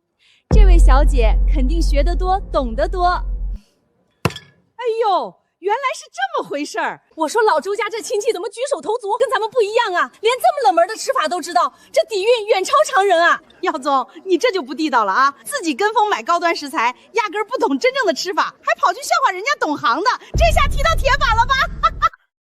你胡说什么？我能不懂吗？我就是考验他们。行了，你快闭嘴吧，还嫌不够丢人吗？全村都在看咱们的笑话。装什么大尾巴狼啊！我大学可是专门学意大利语的，天天研究欧洲文化，我怎么从来没见过外国人吃鱼子酱是抹在手背上的？对呀，咱们雅文是高材生。雅文，你快给大家说说，戳穿这个骗子。鱼子酱就是用勺子吃的，他分明就是没吃过，怕弄脏衣服才编出这么一套说辞。我看你就是平时在网上看那些不靠谱的段子看魔怔了，跑到这里来装懂行。对呀，雅文可是正牌大学生，以后要出国的，见多识广，他还能有错？我说呢，差点被这穷亲戚骗了，没钱还硬装，真是虚荣到家了。好啊，我就说嘛，你们怎么可能懂这些规矩？哼，差点被你们给忽悠了。就是，还得是我们家雅文。我家雅文现在已经拿到了海外名校意大利顶级商学院的录取通知书，过阵子就要远赴欧洲留学了。没错。等雅薇毕业，那可是要顺利跻身国际精英圈层，前途一片光明，哪像某些人不上进、没出息。挺好的，孩子喜欢就行。喜欢？大表爷，这可不是喜不喜欢的问题。你们知道为什么非要考这所商学院吗？因为我心里有一个唯一的人生偶像，周蕊。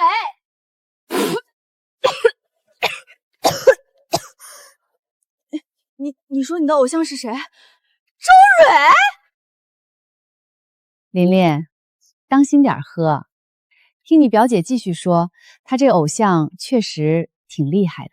那是自然，周蕊教授那可是意大利商学院最年轻的终生教授，商界封神的全球顶尖青年商业大佬，他就是我毕生追赶的目标。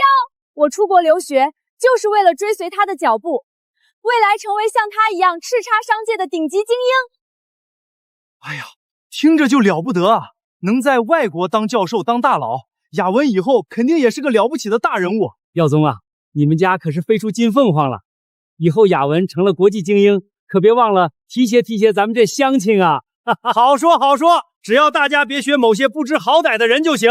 像周瑞教授这种顶尖大人物，某些人一辈子困在底层，后代毫无出头之日，恐怕连听都没听说过，更别提接触了。你们也就配在梦里想想了。哎呀，光说我们家雅文了，建民啊，你们家孩子现在干什么呢？我记得以前连个正经工作都没有吧？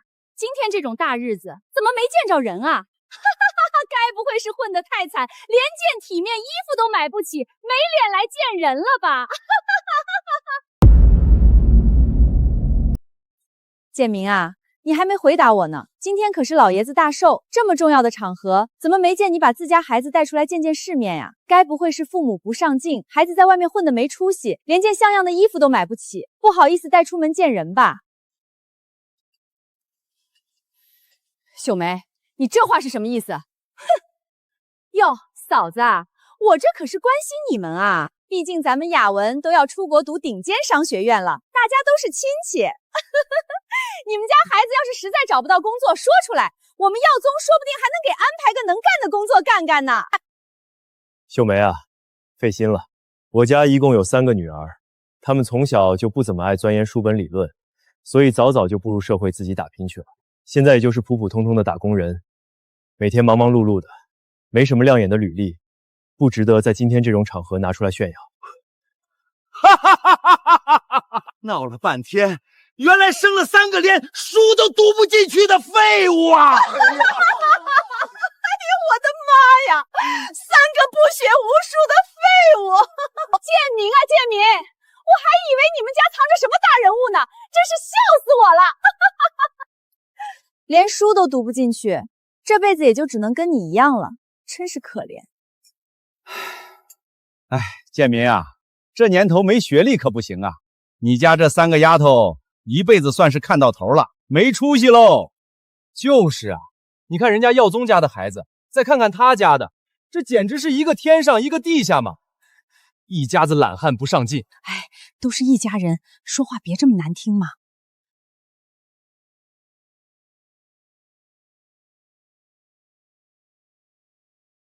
哎呀，我的宝贝儿子来了！快，昊天，快过来！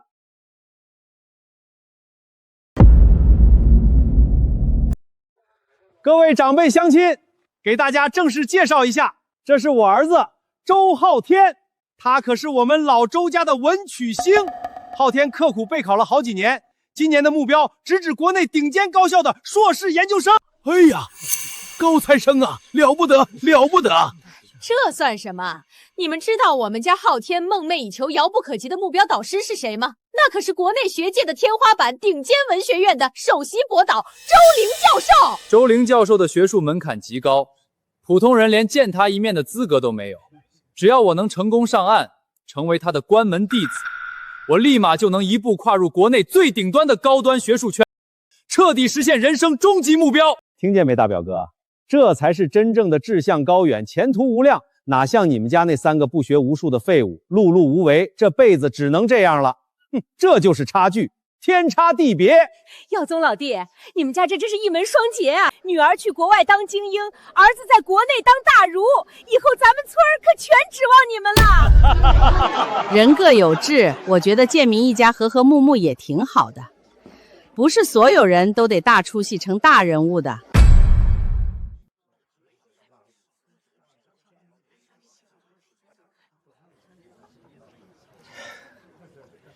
周玲，这不是老二吗？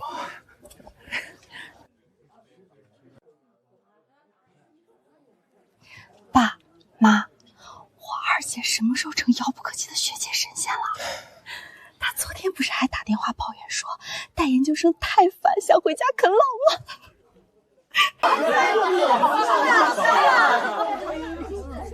你笑什么？你这种没读过几天书的底层打工妹，哼，估计连博导这2个字怎么写都不知道吧？我是不知道你口中那个周玲有多高不可攀。好啦，琳琳，别逗你表哥了。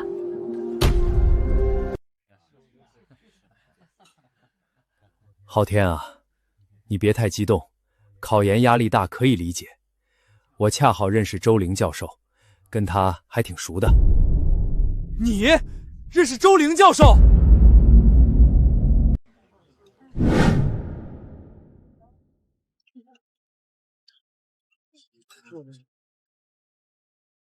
认识周玲教授，大表伯，您这牛皮吹的也太硬。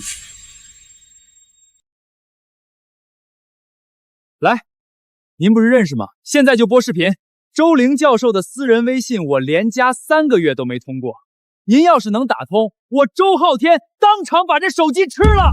就是，建明啊，年轻人备考压力大，你别拿这种谎话刺激他。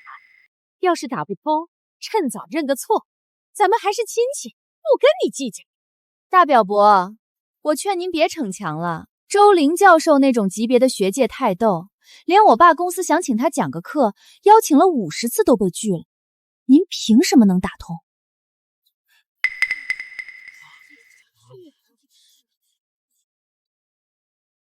这下骑虎难下了吧？吹牛吹到铁板上了。要我说啊，穷就穷点，踏实做人不好吗？非要装。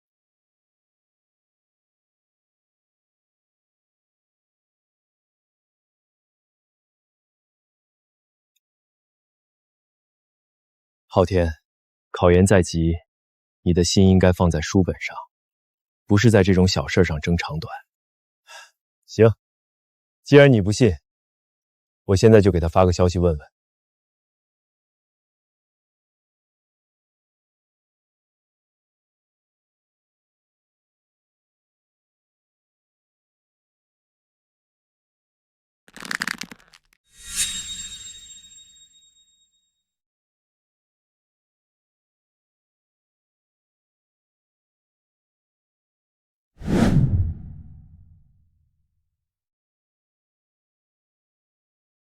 真是不巧，周玲教授刚好回消息说，他现在人在机场，马上就要上飞机了。空姐在催关机，不能多聊，等落地了再回复我。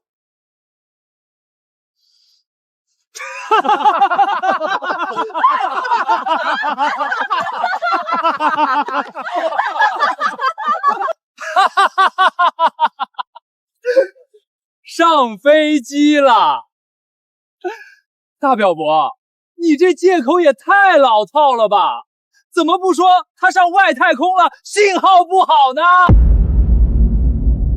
哎呦喂，真是笑死我了！编不下去就开始找借口盾了，是不是？还马上上飞机了，这电视剧里的烂俗台词你都好意思拿出来用？知根知底。行了，建民，大家都是亲戚，知根知底的。你一个月赚几个钢镚，我们还不清楚。连周玲教授的面都没见过，什么大尾巴狼？你要是能联系上他，我今天就把这桌子吃了。建明啊，你这就不对了。咱们周家祖宗可是有规矩的，人穷但不能撒谎。没本事还非要硬装，简直丢尽了我们周家的脸。周家的脸，真是受够了！3个废物，脸皮比城墙还厚，专门找来我们家亲戚请客，还在这装什么上流人士？哎呀，雅文这外语说的真流利，叽里咕噜的，听着就高级。爸妈，你们赶紧找保安，把这3个丢人现眼的撒谎精赶出去。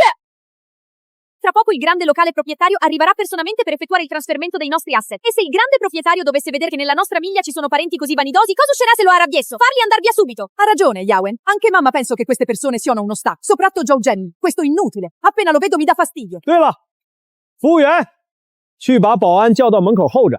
一会儿如果有闲杂人等影响了大老板的心情，直接给我轰出去。耀宗啊，雅文刚才那一大串外语说的是啥呀？哦，雅文在用意大利语跟我讨论一会儿接待大老板的国际礼仪呢。毕竟咱们马上就是大老板的合作方了，得接轨国际。爸，他们……宁宁，别急。Questo è l'istizione di elite di cui sei così effe. Diffamare pubblicamente gli altri in una lingua strana è una cosa incapati, e persino cercare di cacciare fuori un ospite. Questo comportamento è estremamente maleducato e mostra una grave mancanza di educazione familiare. 我的天，他在说什么？这也是意大利语？这发音听着比雅文还要顺溜啊！他不是颇学无术吗？你怎么可能听得懂？你连国都没出过，怎么会说？怎么，很意外吗？你以为披上一层外语的皮就能掩盖你骨子里的粗俗和傲慢了？哎呦，原来刚才雅文是在用外语骂人啊！这留学生素质也太差了。就是，还以为多高雅呢。当面用外语骂自己长辈，真够丢人。周建民，你算个什么东西？也敢在这教训我女儿？你还真把自己当盘菜了是不是？周建民，你少在这装腔作势！你以为你不知道在哪儿偷学了2句俄语就能翻身了？我告诉你，假的永远是假的。今天跑来祝寿，不就是念着当年我爸给了你20块钱吗？当年那20块钱是因为秀梅不爱你，找我爸借钱给的你分手费。后面我追到了秀梅，所以这20块钱就是老子给你的分手补偿。你还当成恩情记了这么多年，真是天底下最大的笑话。听见了？这20块钱是我给你的分手费，你现在还有什么脸坐在这？还不赶紧带着你的那老婆孩子滚出去！你说什么？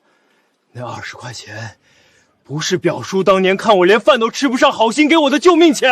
哈哈哈哈哈哈！你妹妹病就是个无底洞，这20块钱够干什么？要不是秀梅实在不爱你，怕你死缠烂打过来求我，我连2毛钱都不想施舍给你。表叔，他们说的是真的，你当年给我钱，根本不是为了帮我，只是为了替你儿子打发我走。哼，行了，陈芝麻烂谷子的事儿还提他干什么？既然今天话都说开了，你这恩也算报完了，赶紧走吧，别耽误我们一会儿接见大老板。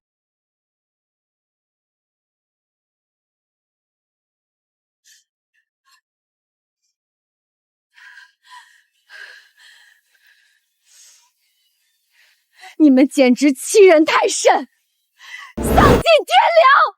建明他是个老实人，就因为当年那区20块钱，15年，他念了你们整整15年的恩。这15年来，他逢年过节给你们送礼，处处忍让你们的刁难，真心实意的报恩。可你们呢？你们利用他念旧感恩的心思，肆意嘲讽羞辱，把他的善意踩在脚底下，疯狂践踏。现在居然还拿这种龌龊的真相来恶心人！你们一家子的心肠怎么能黑成这样？待人连最起码的底线都没有，三观简直扭曲至极！疯女人，你算什么东西？敢在老子的地盘上撒野！我们就是踩他了，怎么着？他一点都不上进，只知道在家守着那个病秧子，活该！徐小燕，你少在这儿跟我们讲什么大道理！就是，你们也不看看自己是什么德行，配跟我们讲底线吗？我告诉你们，我们周家马上就要飞黄腾达了！没错，一会儿大老板就要亲自到场，不仅要赠送我们家一套顶级大别墅，还要给我的公司注资8000万！听见没有？我们以后交往的都是大佬，再也不需要跟你们来往了。你们站在这里，只会让我觉得好笑。赶紧滚，赶紧滚，别在这碍眼了。一会儿大老板来了，你们这种撒谎精，万一被真正的大老板揭穿，多丢人啊！立刻滚出我们的寿宴现场！好，建民、琳琳，我们走。这种地方，我们1秒钟都不想多待。想就这么走，没那么容易。刚才骂我们骂得挺爽是吧？今天非得给你们点颜色看看。保安呢？走走，有何吩咐？把这3个不识好歹的东西给我强行轰出去！走吧，别敬酒不吃吃罚酒。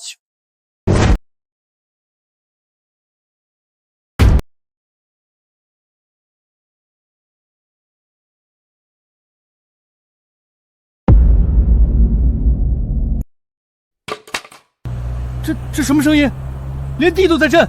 大家快看村口！我的老天爷！劳斯莱斯幻影，一整排灰色的劳斯莱斯车队，把村口的道都占满了。你快看，那些下车的黑衣保镖，这阵仗，这排场，这绝对是真正的大人物来了！难道是大老板提前到了？肯定是大老板派顶级大佬来跟我们交接资产了！秀梅，快准备迎接贵客！我们周家真的要一飞冲天了！快看！大人物进院子了。左边那个戴眼镜的，看着像个大学学者，气场太吓人了。右边那个穿白衬衫的，我的妈呀，看人一眼感觉魂都要没了，绝对是顶层的大老板。那不是华国第一财团的执行总裁周瑞周总吗？我的天哪，那是我商学院的终极偶像啊！他怎么会亲自来？旁边那是帝都大学最年轻的荣誉院士，我导师的导师，学界泰斗周玲教授啊！还愣着干什么？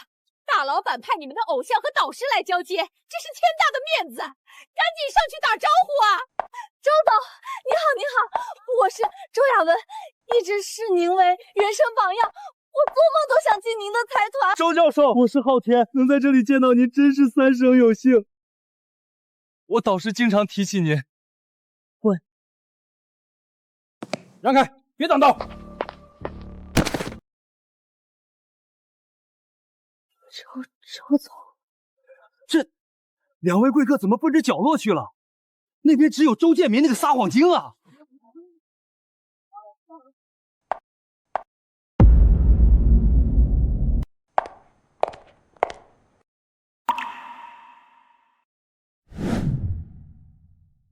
爸妈，我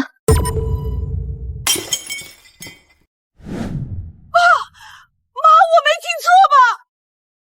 这两位顶天的大人物竟然管周建民叫爸，周建民不是个撒谎精的吗？不可能，这绝对不可能！周总，您是不是认错人了？他叫周建民，他就是个撒谎精啊！他怎么可能是您的父亲？撒谎精，你算个什么东西，也敢这么称呼我父亲？我周瑞能有今天，全靠我爸妈从小砸锅卖铁供我读书。你引以为傲的华国第一财团，就是我为了孝敬我爸一手创立的。周教授，您可是帝都大学的荣誉院士啊！你怎么会是这种撒谎精女儿？他说的怎么可能是真的？我父亲虽然没有高学历，但他教会了我做人最基本的骨气和底线。而你周昊天，你仗势欺人，毫无教养，简直是学术界的耻辱！我宣布，从现在起，你被我的团队彻底开除了。不，导师，你不能这样！全完了！我们刚才骂了大老板的亲爹亲妈，我们把大老板的父母往外赶。肯定是大老板那边打来的。快媒体，快大老板宽宏大量，不管咱们跟周建民的恩怨，还是要给咱们赠送资产，快接啊！是周昊天先生吗？我是周氏集团法务部总监。是我，总监你好，我们的别墅和公司。鉴于你们周德顺一家在本次寿宴全过程中对我们集团董事长及其父母进行了极其恶劣的辱骂、欺凌与驱赶行为，这些东西已经收回了。什么？没错，原定无偿捐赠给周德顺先生的灵湖独栋别墅以及全套持牌融资公司，即日起全部终止赠与，资产即刻原路收回，所有转让手续全部作废。后续，周氏集团及旗下所有产业将与你们家族永远断绝一切合作与馈赠，好自为之。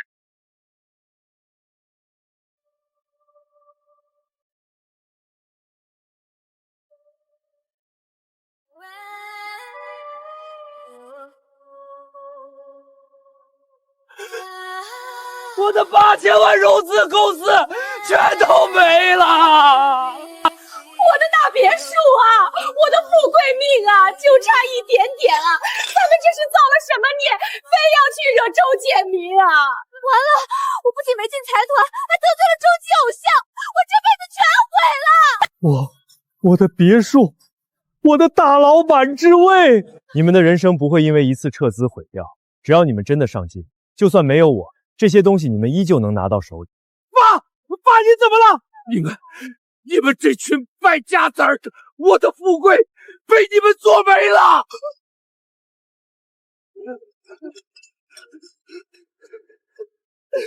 爸！快叫救护车！快叫救护车！快叫救护车！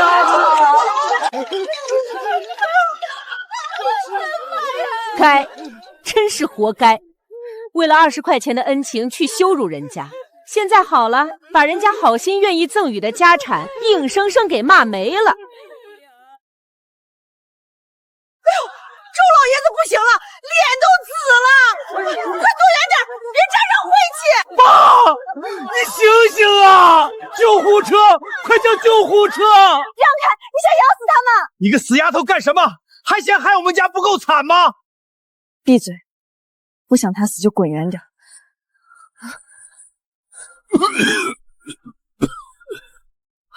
活了，真就活了！这周家3丫头好厉害的医术，人家刚才怎么羞辱他们的？这丫头居然还愿意出手救人，真是以德报怨啊！建民啊，快跪下！表哥，我们错了。建民，我是被他俩给忽悠了，你念了15年的恩情来报答，我却把你当草芥，我不是人啊！怎么可能？这世上怎么会真的有人因为20块钱记15年恩情？我从来没有见过这样的人。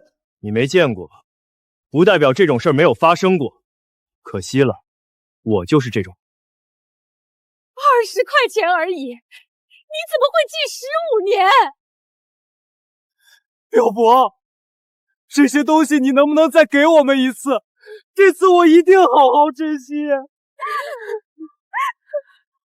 表伯，求求您了，把工资还给我们吧。蒋云向来心软老实，8成会原谅他们，把钱还给他们吧。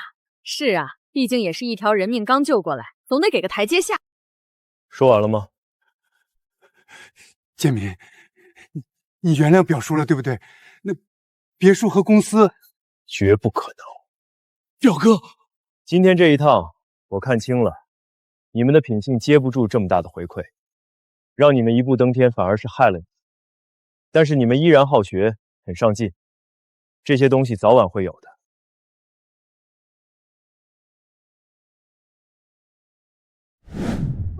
都是你这个贱女人！当年要不是你嫌贫爱富，非要拿那20块钱去羞辱周建民，我们今天就是大老板的亲家。那8000万的融资公司，那上亿的大别墅，全都是我的。你放屁！你个没用的窝囊废！当年是你自己看不起他，刚才在席上是谁骂的最欢？是你！你现在把锅甩给我，我怎么嫁了你这么个废物？你们赔我的前途！我本来可以进华国第1财团的。周蕊总裁看我的眼神像看一堆垃圾，我在商界彻底混不下去。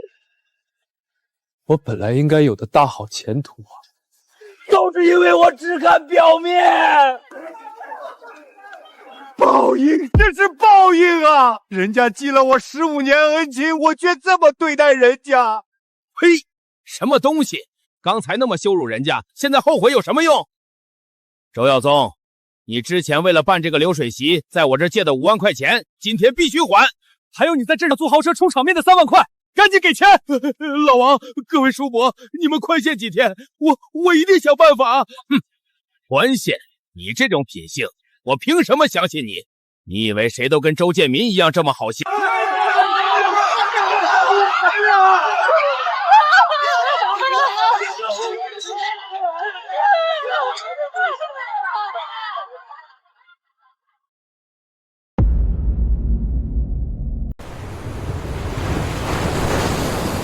小燕，快尝尝这块肉。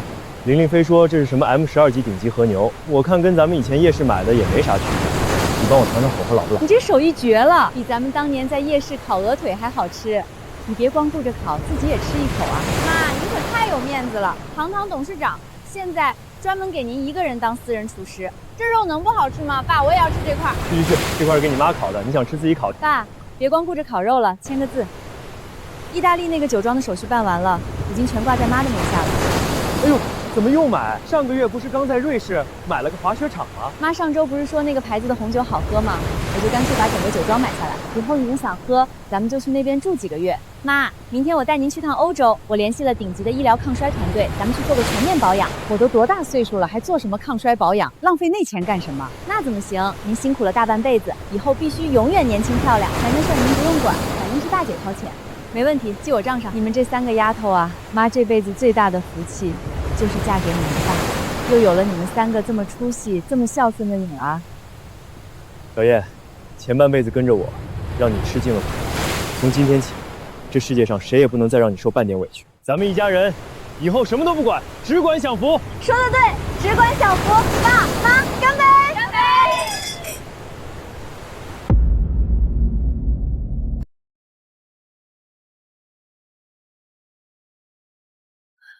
廖总，咱们去求求建民吧。他那么老实，以前我骂他，他都不还嘴的。只要咱们跪下来磕头，他一定会把这8000万公司还给咱们的。对，血浓于水，他不能这么绝情。干什么呢？要饭去别的地方，这里是周氏集团。保安大哥，我是你们周董的大表弟啊，我叫周耀宗，求求你通报一声，让我见见我表哥。我是你们周董的前女友，他以前最爱我了，求你们让我继续。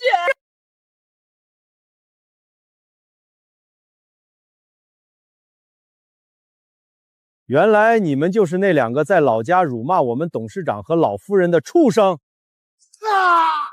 我们周董早就下了死命令，全海城所有的企业、酒店，甚至是收容所，谁敢接纳你们周家人，就是跟周氏集团作对！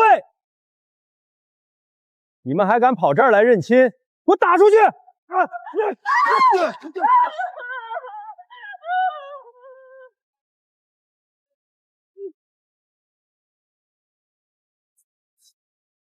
这不是网上曝光的那一家子极品亲戚吗？听说把大老板亲爹当叫花子赶出去了，真是活该！这种人渣就该饿死在街头。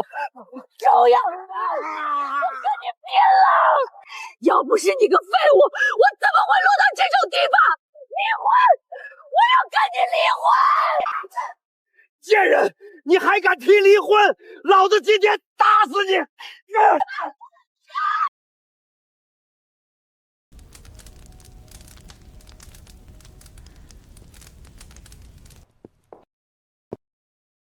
小燕，以前在夜市烤鹅腿的时候，哪敢想这辈子还能亲眼看到极光啊！有你在，有女儿们在，看什么都好看。喂，哪位？是我，周耀宗，你别挂电话！我说了，我们2家已经恩断义绝了。你少给我装清高！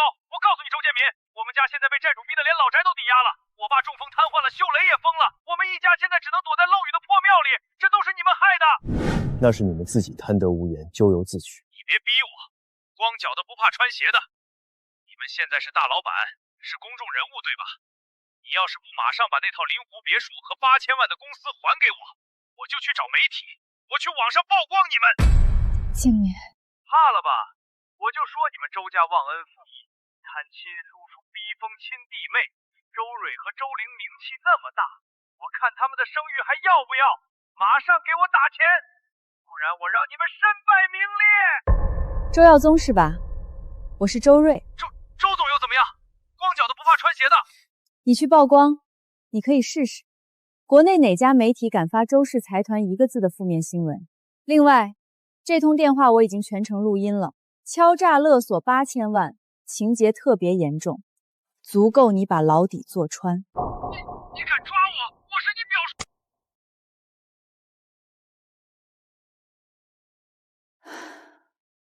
他们一家真是不知悔改。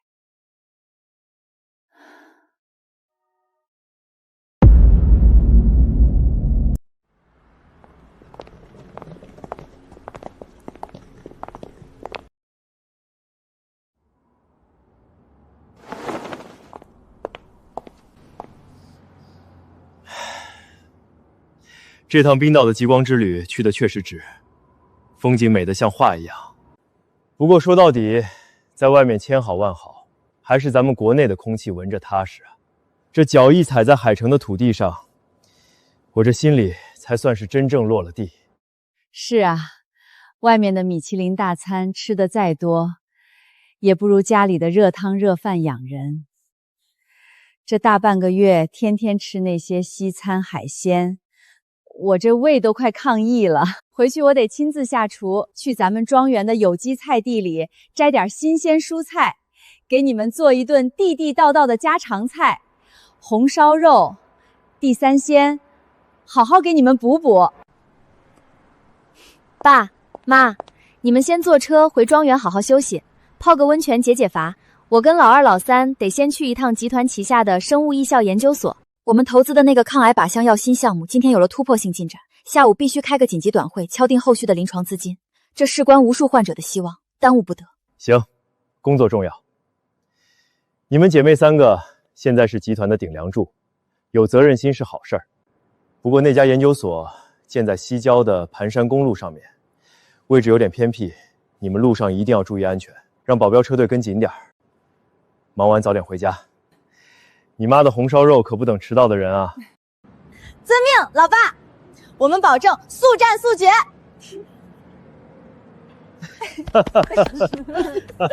绝对不耽误吃晚饭。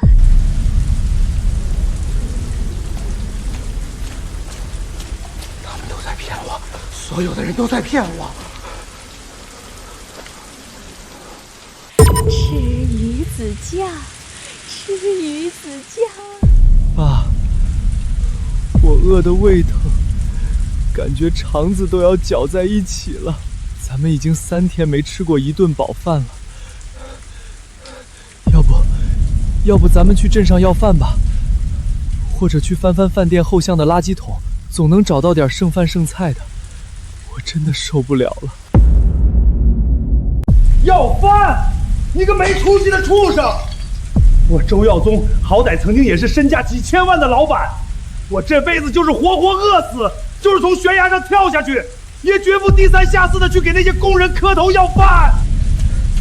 你看啊，你睁大你的狗眼看看，他们做的是几千万的劳斯莱斯，住的是上亿的大庄园，连顿晚饭都要吃什么有机蔬菜，凭什么？我们可是亲戚，打断骨头连着筋的亲戚，凭什么他们能在云端上享福，我们一家却要在这漏雨的破屋里等死？这不公平，老天爷不长眼啊！你想干什么？你别吓我！既然他们这么绝情，1分钱都不肯施舍，那我们就自己去拿，这是他们欠我们的。新闻上刚才说了，周家那3个死丫头，今天下午要去西郊的研究所。那条盘山公路极其偏僻，连个监控都没有。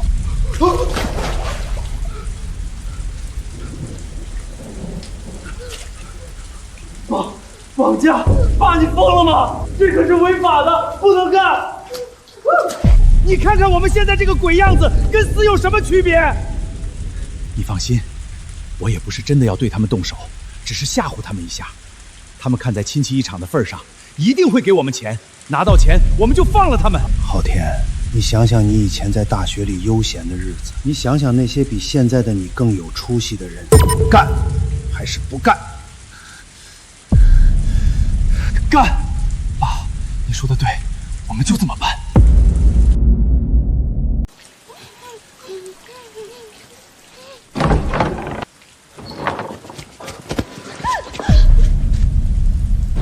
站住！别再往前走了！再敢走一步，我马上划破他的大动脉！把包给我扔过来！等等，怎么只有2个包？我他妈要的是1个亿！1个亿的现金！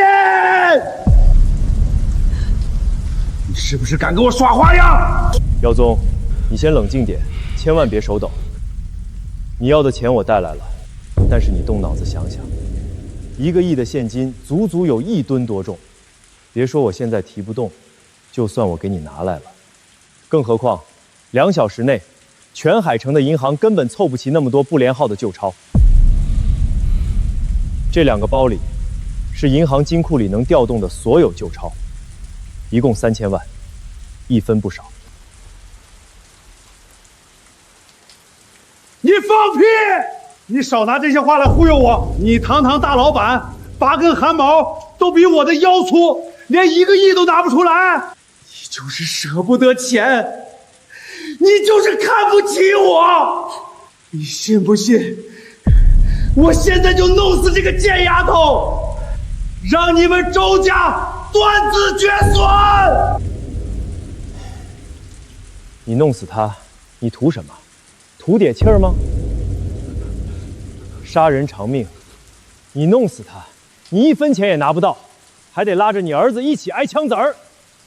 耀宗，你搞出这么大的阵仗，不就是想拿钱出国，去过人上人的好日子吗？这3000万现金全是不连号的旧钞，没有任何标记。按照现在的汇率，足够你们一家3口在东南亚买大别墅，雇10几个佣人，舒舒服服的挥霍一辈子了。你是聪明人，求财还是求死，你自己选。爸，你听见没有？他说的对啊，咱们别较劲了，行不行？3000万，这可是整整3000万现金啊！我这辈子做梦都没见过这么多钱，这足够咱们在国外当土皇皇了。我真的受够了，我再也不想过种被催债狗追着砍，像老鼠一样躲在这个破网里啃发霉馒头的日子了。咱们赶紧拿钱走吧，万一他偷偷报了警，或者外面有人路过，警察把这破庙一包围，咱们就真的插翅难逃了。爸，我还年轻，我还没结过婚，我不想挨枪子儿，我不想死在这儿啊！算我求你了，见好就收吧。对，昊天是个明白人，他比你看得透彻。耀宗，钱没了，我周建平还能再赚，但我这3个女儿要是没了，要再多的钱又有什么用？我今天是一个人来的，就是为了表明我的诚意。你们听好，逃跑的路线我已经安排好了。车是一辆加满油的黑色越野车，没有挂牌照，就停在破庙后山那棵老槐树背后的土路上。车钥匙就在驾驶座的脚垫下面。蛇头我也帮你们联系好了，是道上最讲信用的大飞。只要你们开着车出了海城地界，直接去码头，马上就能上船去攻。你们现在把人放了，提着这3000万走。我周建文拿人格担保，绝不拦你们，也绝不报警。我只要我的女儿们平平安安地跟我回家。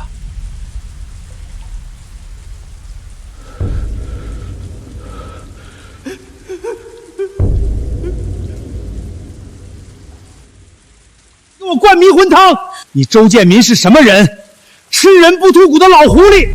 你能在商场上呼风唤雨，你会这么好心替我们安排后路？谁知道你这包里装的是不是上面盖着真钞，下面全是废纸的烂砖头？你现在把手举高，慢慢蹲下，把那2个包的拉链给我全部拉开，我要亲自验钱。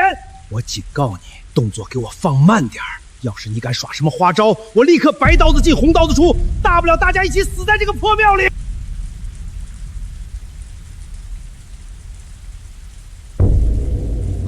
好，你千万别激动，刀拿稳，我这就打开给你看。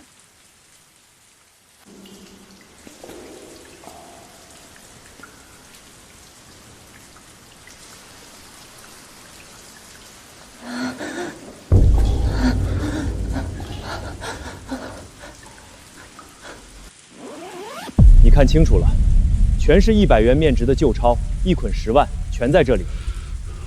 耀宗，你们下半辈子的好日子就在这2个包里。拿上钱，放了我女儿，你们就能重获新生。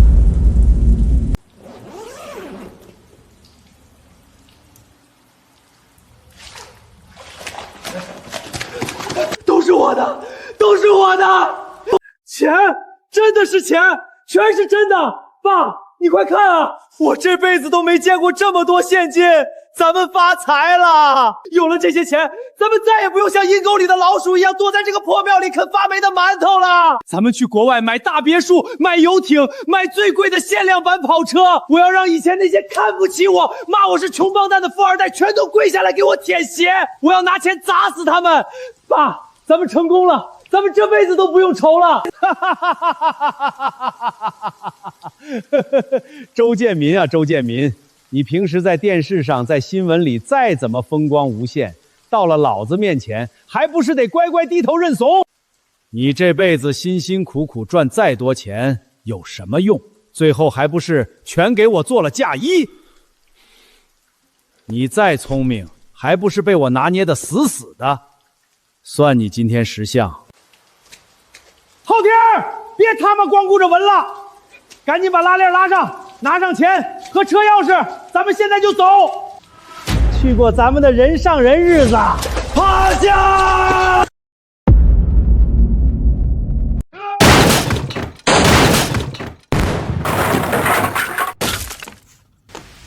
警察都不许动，把手里的武器给我扔掉！你们已经被海城警方全面包围了，立刻双手抱头，趴在地上，敢有任何反抗，将采取强制击毙措施，放下刀！别开枪，我投降！不，我的钱，我的3000万！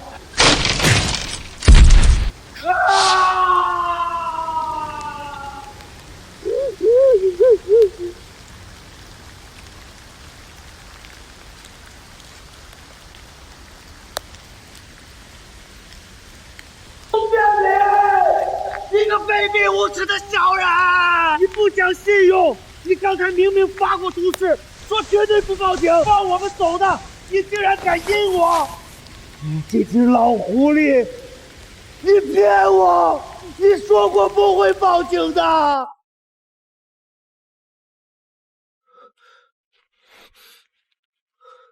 蕊蕊、玲玲、宁宁，爸爸来晚了，让你们受苦了。有没有哪里受伤？爸，我们没事。我就知道您一定会来救我们，也一定会把这2个人渣送进监狱。爸，跟这种人废什么话？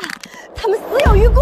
信用，那是人与人之间才讲的东西，跟你们这种为了钱连亲情都能出卖，连做人最基本的底线都能践踏的畜生，有什么信用可讲？你让我发誓，你问问自己的良心，你这种拿刀架在侄女脖子上的绑架犯，良心不会痛吗？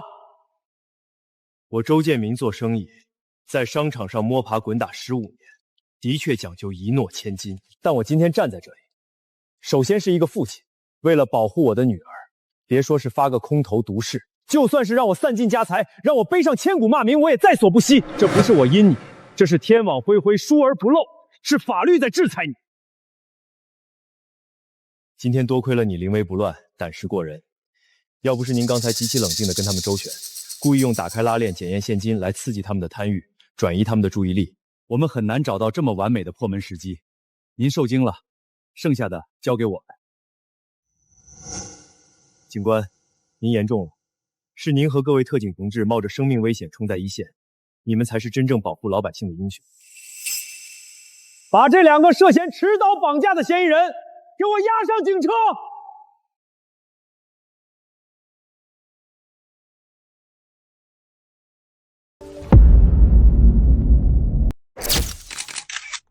周董事长您好，最近关于您远房亲戚周耀宗一家涉嫌绑架未遂被捕，以及老家村霸团伙被连根拔起的事件，在全社会引起了巨大轰动。听说经历了这次生死攸关的绑架事件后，您对自己的财富的传承有了全新的颠覆性规划，能跟全国的观众具体谈谈吗？谢谢这位记者的提问。的确，最近发生的一系列变故，让我和我太太乃至我们整个家庭都经历了一次灵魂的洗礼。看着周耀宗一家为了钱父子反目、丧心病狂，最后锒铛入狱，我彻底看透了人性的贪婪与脆弱。钱这个东西，如果不用在正道上，它就是万恶之源，只会让人变成六亲不认的魔鬼。我们周家积累了常人难以想象的财富，但如果把这些巨款留给后代去挥霍，那不是爱他，而是在害他，是在给他们埋下灾祸的种子。所以在经历了几个不眠之夜后，我们一家5口坐在一起，开了一个简短的家庭会议，做出了一个共同的决定。很多人可能会觉得我们疯了，但我们心里却前所未有的踏实。今天我代表周家正式向全世界宣布，我们将周氏集团名下所有产业的个人股份收益100%无限期的无偿捐献给社会公益事业，不留1分钱的私人遗产。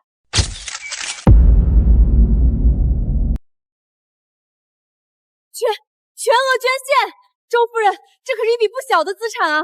请问，这笔足以帮助许多不幸之人命运的巨款，将具体用于哪些方向？您的3个女儿真的完全同意放弃这笔惊天财富吗？这位记者朋友，请不用怀疑我们姐妹的决心。父母留给我们最宝贵的财富，从来不是银行卡里的数字，而是他们交给我们的善良、坚韧和立足社会的本事。这笔钱，我们将正式成立建民与小燕慈善基金，资金的第一部分将全部用于中西部偏远地区的教育建设。我们要建1万所希望小学，让每一个大山里的孩子都能读得起书，改变命运。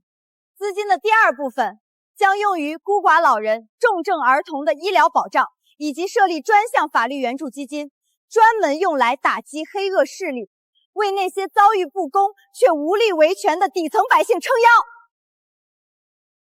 15年前，我和小燕是从泥里的最底层一步步爬上来的。我们苦过、穷过、绝望过，因为交不起20块钱的学费被人人指着鼻子骂，也见识过后来这泼天的富贵和人情冷暖。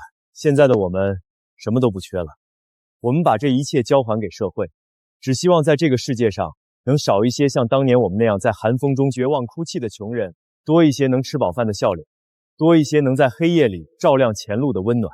这就是我们周家在这个世上留下的唯一传承。